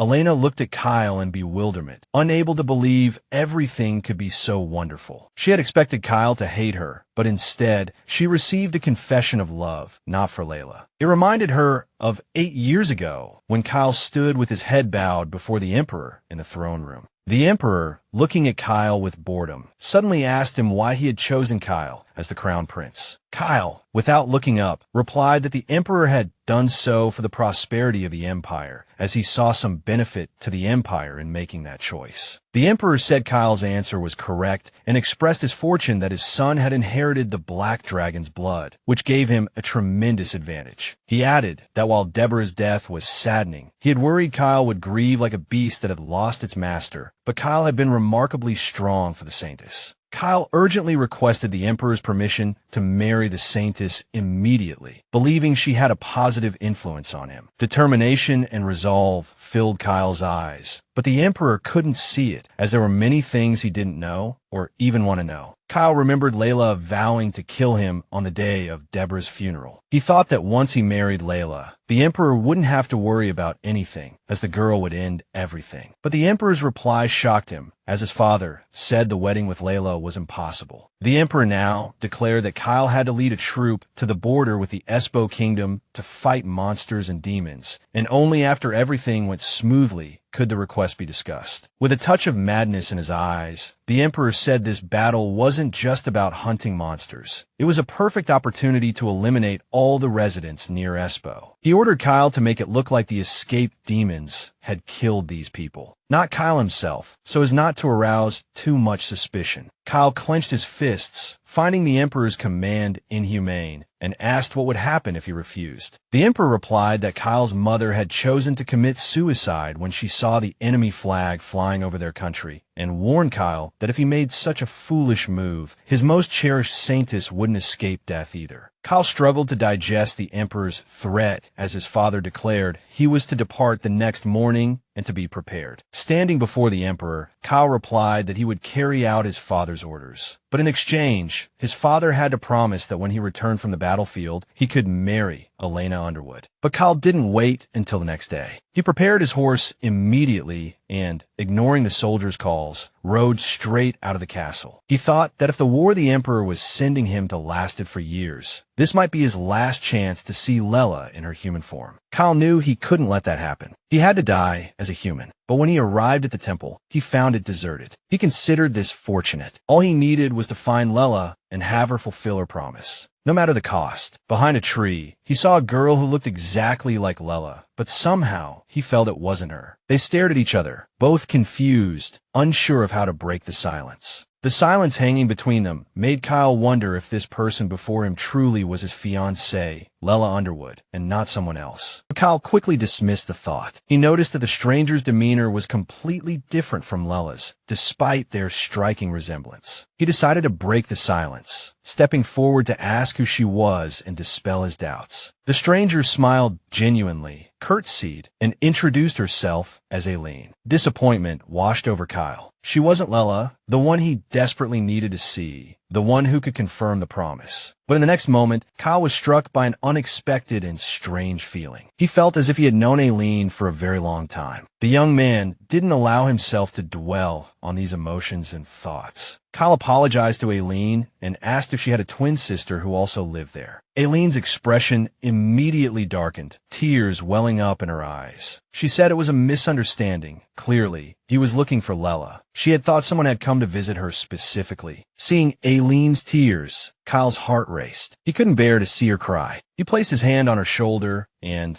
said he just wanted to make sure she wasn't the person he was looking for. Aileen smiled brightly, saying she was happy to meet an angel, and impulsively hugged him, catching Kyle completely off guard. He was a bit bewildered. Aileen was probably the only person who would consider him an angel, as he was anything but. Though he found it strange, Kyle felt a warmth emanating from Aileen's reaction. He decided to ask why she called him that. Aileen replied that the fairy tales said that if one endured hardship and painful trials, an angel would surely appear. Kyle said he wasn't the kind of person she imagined, but rather the opposite of an angel. But Aileen touched his face and said it didn't matter if he wasn't. She was happy and grateful to meet him here, as visitors were rare. With a childlike and innocent directness, Aileen asked Kyle if he was also happy to meet her. Looking into her happy eyes, Kyle thought that this girl didn't even know she was the first person genuinely happy to meet him. Kyle hugged Aileen tightly and replied that yes, he was also happy to have met her today. He meant it. He had originally come here to see Lela and ask her to kill him, for he feared the day he would turn into a monster. Yet, after meeting Aileen, the fear in his heart lessened. He just wanted to stay with this girl a little longer. As they walked through the temple grounds, Aileen suddenly turned to him, saying she had a question. She asked if angels danced, which surprised the young man, as he hadn't expected such a question. He figured she still saw him as an angel, but he'd rather she think that than see him as a monster. Kyle replied that he could dance, which made Aileen smile gratefully once more. Blushing, she took his hand and asked if he could dance with her, as she was very interested in dancing. Aileen seemed to blush all the way to her ears. Her enthusiasm was unusual, but sparked hope within Kyle. He said he had no problem with it, but Aileen felt the need to warn him that she had never danced with anyone before and might be clumsy. Nervously, she asked if there would be dangerous consequences if she accidentally stepped on an angel's foot. Kyle looked at the slightly panicked Aileen, who seemed to be having second thoughts. She said she really wanted to dance with him, but she was worried about hurting his feet. Kyle, with a rare, genuine smile, put his arm around her waist and said that all his time today belonged to her. Kyle gently invited Elena to do whatever she wanted that day. He wanted to bring the girl a little more joy, to see her smile. Elena looked at Kyle, hardly able to believe that someone would willingly spend even a little time with her. They began to dance. It was clumsy at first, as Elena didn't know how to dance at all and even stepped on Kyle's feet. Kyle didn't mind. He confidently led her. Gradually, they found their rhythm, and Elena's movements became more graceful. Finally, they began to truly enjoy the dance, their genuine laughter echoing in the clearing. As they rested in the gazebo, Elena expressed her wish that her angel could stay with her tomorrow, the day after, and forever. Kyle looked at her with regret, apologizing that he couldn't. He was leaving the Empire the next day and couldn't promise they would meet again. He added that if all went well, and if Elena didn't forget him, they would certainly meet again in the future and spend much time together. Kyle placed his hand over his heart, gazed at her, paused, and then asked Elena to be his Imargo. Elena looked at him puzzled. The young man explained that he wanted her to be the one person he truly knew, to be like his shadow, a reflection. If Elena wanted them to be together, then everything would come true because they would never forget each other. Kyle thought that if he hadn't bound Elena with words that day, hadn't made her watch him leave with tears in her eyes, but had taken her with him, perhaps everything would be different. But he couldn't. Kyle couldn't change anything because he felt that if Elena knew he was a monster, he would never see her smile again. Elena listened to his story in astonishment, finally asking him if he was the boy she had always remembered. Kyle nodded, confirming that after they met, he had gone to Espo to fight in the war, so he knew nothing about Layla and Elena's situation. He said that during the war, he had hoped Layla would keep her promise and kill him when the time came, allowing him to die as a human. But besides that hope, Kyle had also longed for the chance to see Elena again, even just once, since he was still alive. He was shocked when he actually saw her again in a completely unexpected place. Kyle said that when he saw Elena at the altar, his whole world crumbled, because if she stayed with him, she would be in danger. He explained that at that moment, he genuinely believed he should let her go, but he was also deeply drawn to her words. He said he was happy that no matter how he pushed her away, Elena stubbornly stayed by his side, and that made him happy. Kyle confessed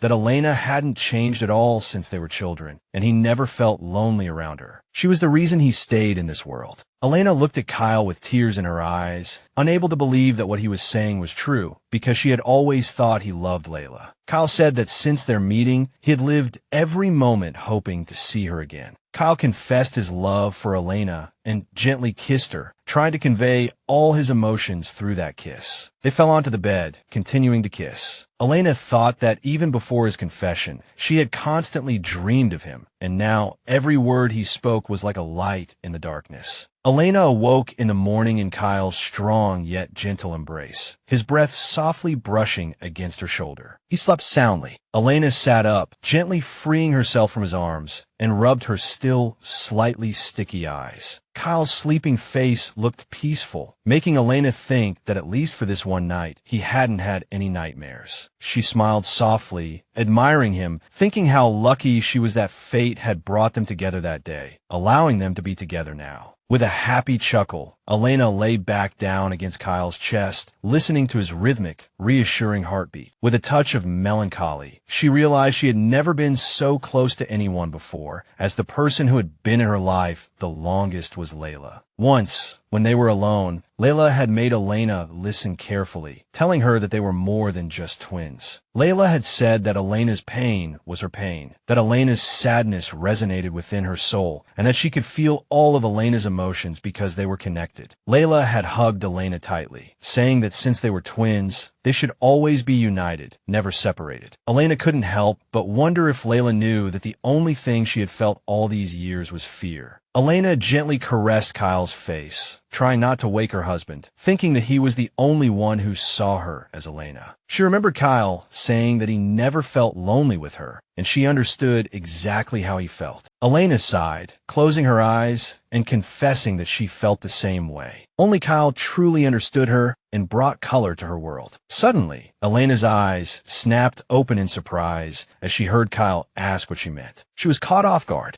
Elena stared at Kyle, who was now sitting up. She wondered when she had woken him and how long he had been watching her. Kyle gazed back at her, and Elena, bewildered, asked him when he had awakened. Kyle gently touched Elena's face and replied that he had been waiting since the moment she touched his cheek. Surprised, Elena asked what he had been waiting for, but Kyle simply pulled her into his arms and kissed her tenderly, leaving her question unanswered. After the kiss, they continued to gaze into each other's eyes, neither making a move to break away. The moment eventually passed, and they separated, their cheeks flushed. Kyle murmured that since they were both awake, they should call the doctor. Elena turned her back to him, hiding her face, and said that she needed to prepare herself first. Suddenly, Elena gasped. Kyle, still facing away, asked what was wrong. Turning back to him, Elena exclaimed that it was strange. All her wounds were gone, even the deep ones. Kyle approached Elena and carefully examined her, confirming that she had indeed fully healed. He remarked that no one would question the saintess suddenly recovering, but they should still be cautious. Elena looked thoughtfully at the mark on her hand, realizing that her appearance had changed too. This had to mean something. She confessed to Kyle, bewildered, that until now she had believed she had no powers. If this proved she truly possessed the Sainus' abilities, she desperately wanted to help him. Kyle looked at her with a mixture of concern and understanding, imagining how difficult it must have been for her to accept that only Lela had the Sainus' powers. He embraced her tightly from behind, assuring her that he didn't care if she had powers or not. Even if she were an ordinary girl, his feelings wouldn't change. He gently kissed her neck,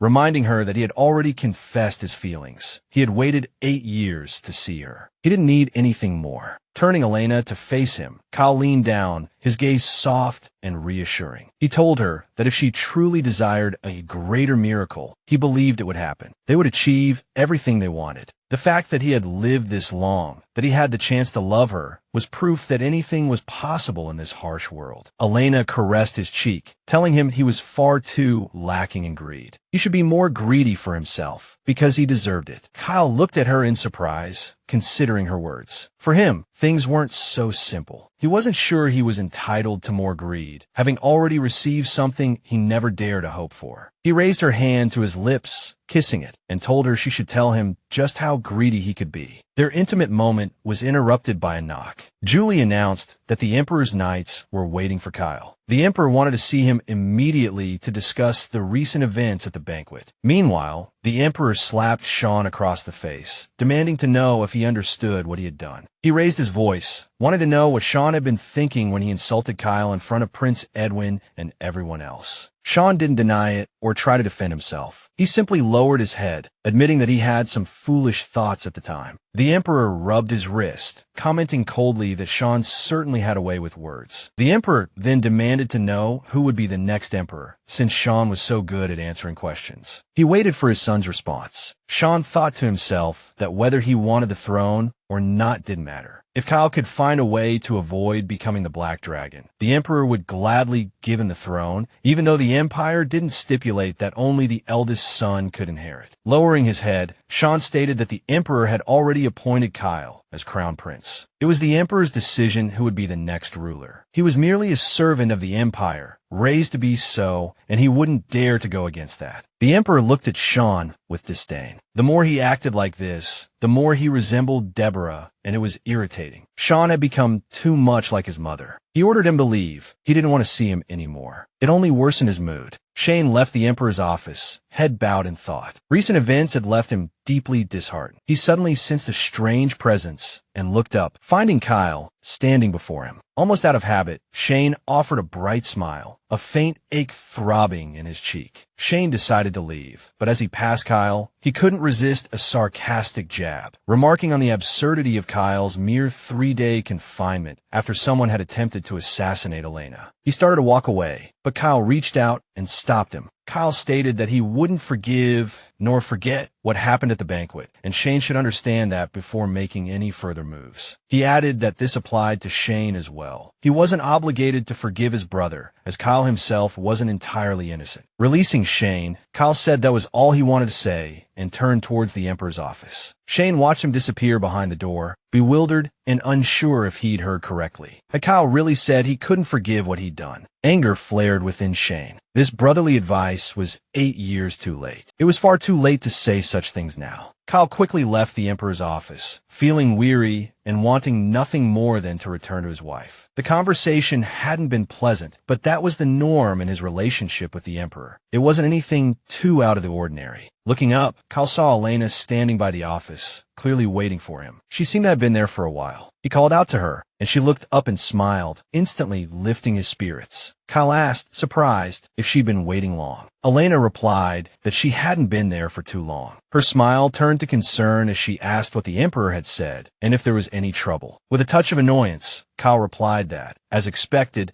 he'd been ordered to accompany the Ispoir delegation. Kyle surmised that the Emperor wanted him to investigate the kingdom situation under the guise of escorting Edwin, while simultaneously displaying the Black Dragon's power. He reassured Elena not to worry, promising to leave Philip with her, but admitted he wouldn't be back for at least a month. Elena impulsively hugged him, and for a moment, Kyle was unsure how to interpret her reaction. He questioned her, and she responded that no matter how powerful he was, she would always worry about him. Releasing him, tears welling in her eyes, she pleaded with him not to forget that he was the only person she cherished. Kyle smiled softly. He was glad she worried and loved hearing her say that. He said he'd lived for 8 years with the ghost of a hope that they would meet again, and now he cherished every moment they had together. A month wasn't long, but kissing her forehead, he admitted it would feel like an eternity. Elena smiled, saying it would be slow for her as well, as she would miss him terribly. She asked him to return quickly, and they embraced, savoring the intimacy before their impending separation. The day of departure finally arrived. Shane watched intently as Kyle's troops prepared to leave the castle. He noted with displeasure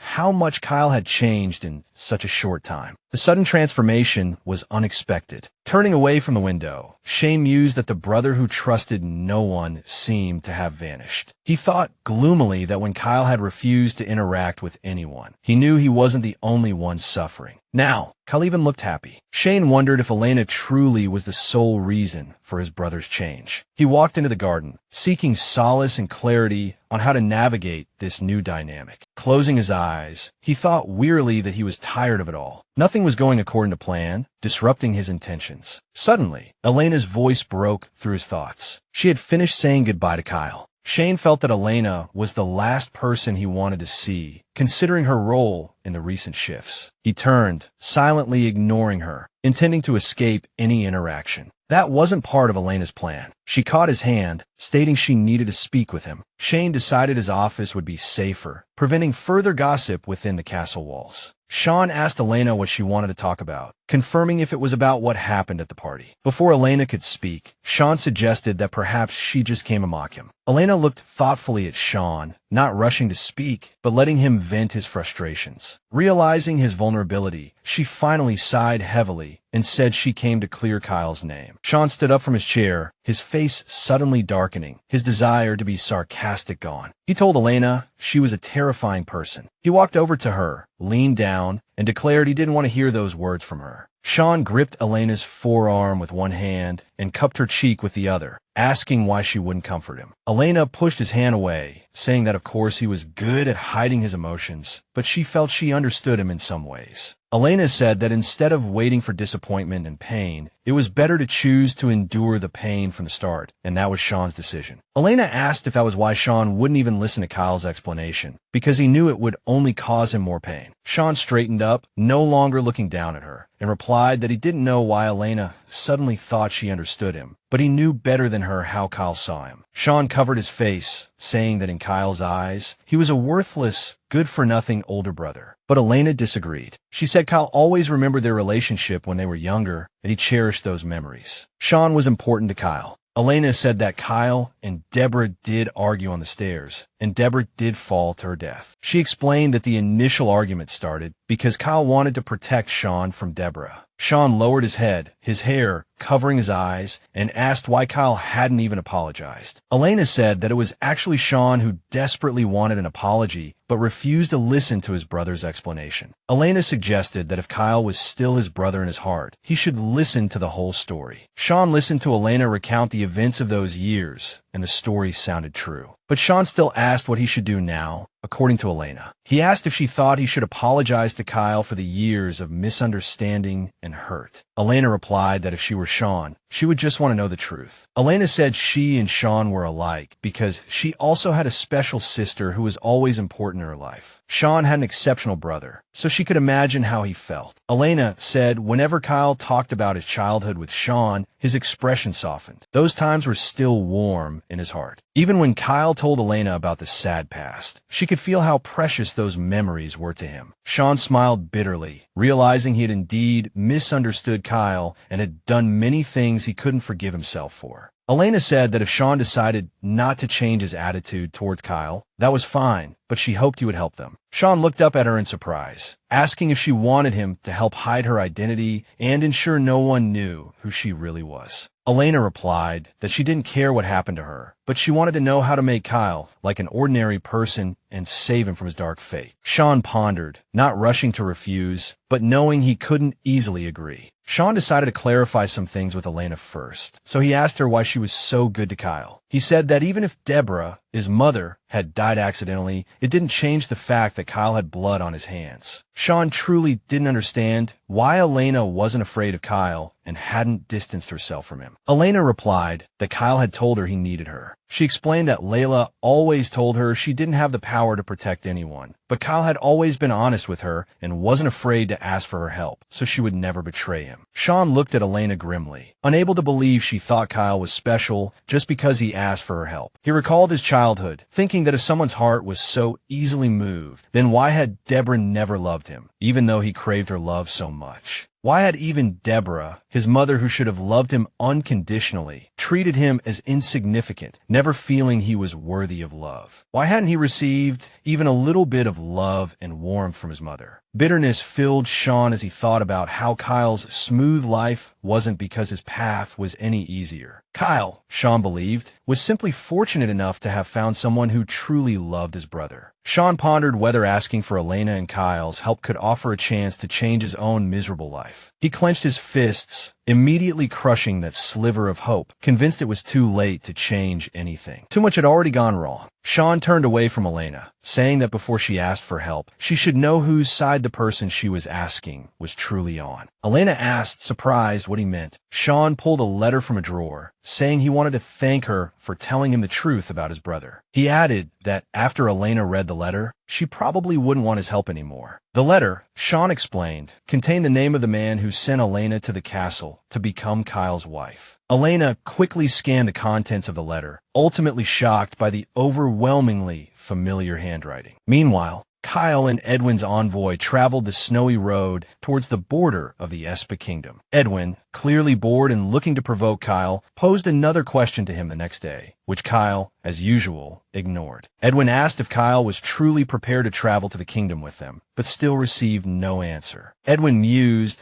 that it was a shame Kyle had to leave Elena while she was still injured. Those words finally struck a nerve. Kyle abruptly turned to Edwin, angrily asking if he just wanted his head sent back to Espa. Edwin simply smiled, satisfied to see Kyle displaying some emotion, at least no longer an impassive iceberg. However, Edwin quickly placated Kyle, saying that even if he were to die by Kyle's sword, it wouldn't be today. He explained that, being of common birth, he was shocked when he witnessed Kyle's terrifying power on the battlefield. It was hard to believe the legends about the Black Dragon and the Saintess being destined to be together. Edwin's next question startled Kyle even more. He asked if Kyle truly was a descendant of the Black Dragon progenitor, Secor. Kyle questioned how Edwin knew the Black Dragon's name, as even he hadn't known it immediately. He explained that the names of the progenitor dragon, Secor, and the Saintess, Edna, were revealed only to the Black Dragon's descendants. Edwin didn't hide anything, replying that a strange person possessing interesting information had recently appeared in Espa. Some called this woman a witch, others a prophet, but she claimed to be able to see the future of the Empire in Espa. Kyle looked at Edwin with disbelief, asking what this prophet called herself. Edwin replied that the woman called herself Edna. Meanwhile, somewhere in Espa, Lela stroked the bird she had prepared to send the letter to Elena. Lela thought with satisfaction that even if the letter fell into someone else's hands, Elena would eventually see it. There would be no other outcome. Lela mused that she couldn't fail in this lifetime, so Kyle and Sean had to obey her and do as she demanded. Lela mused that Elena should understand her, since they were twins. Just then, Elena finished reading the letter, realizing that Lela had orchestrated everything.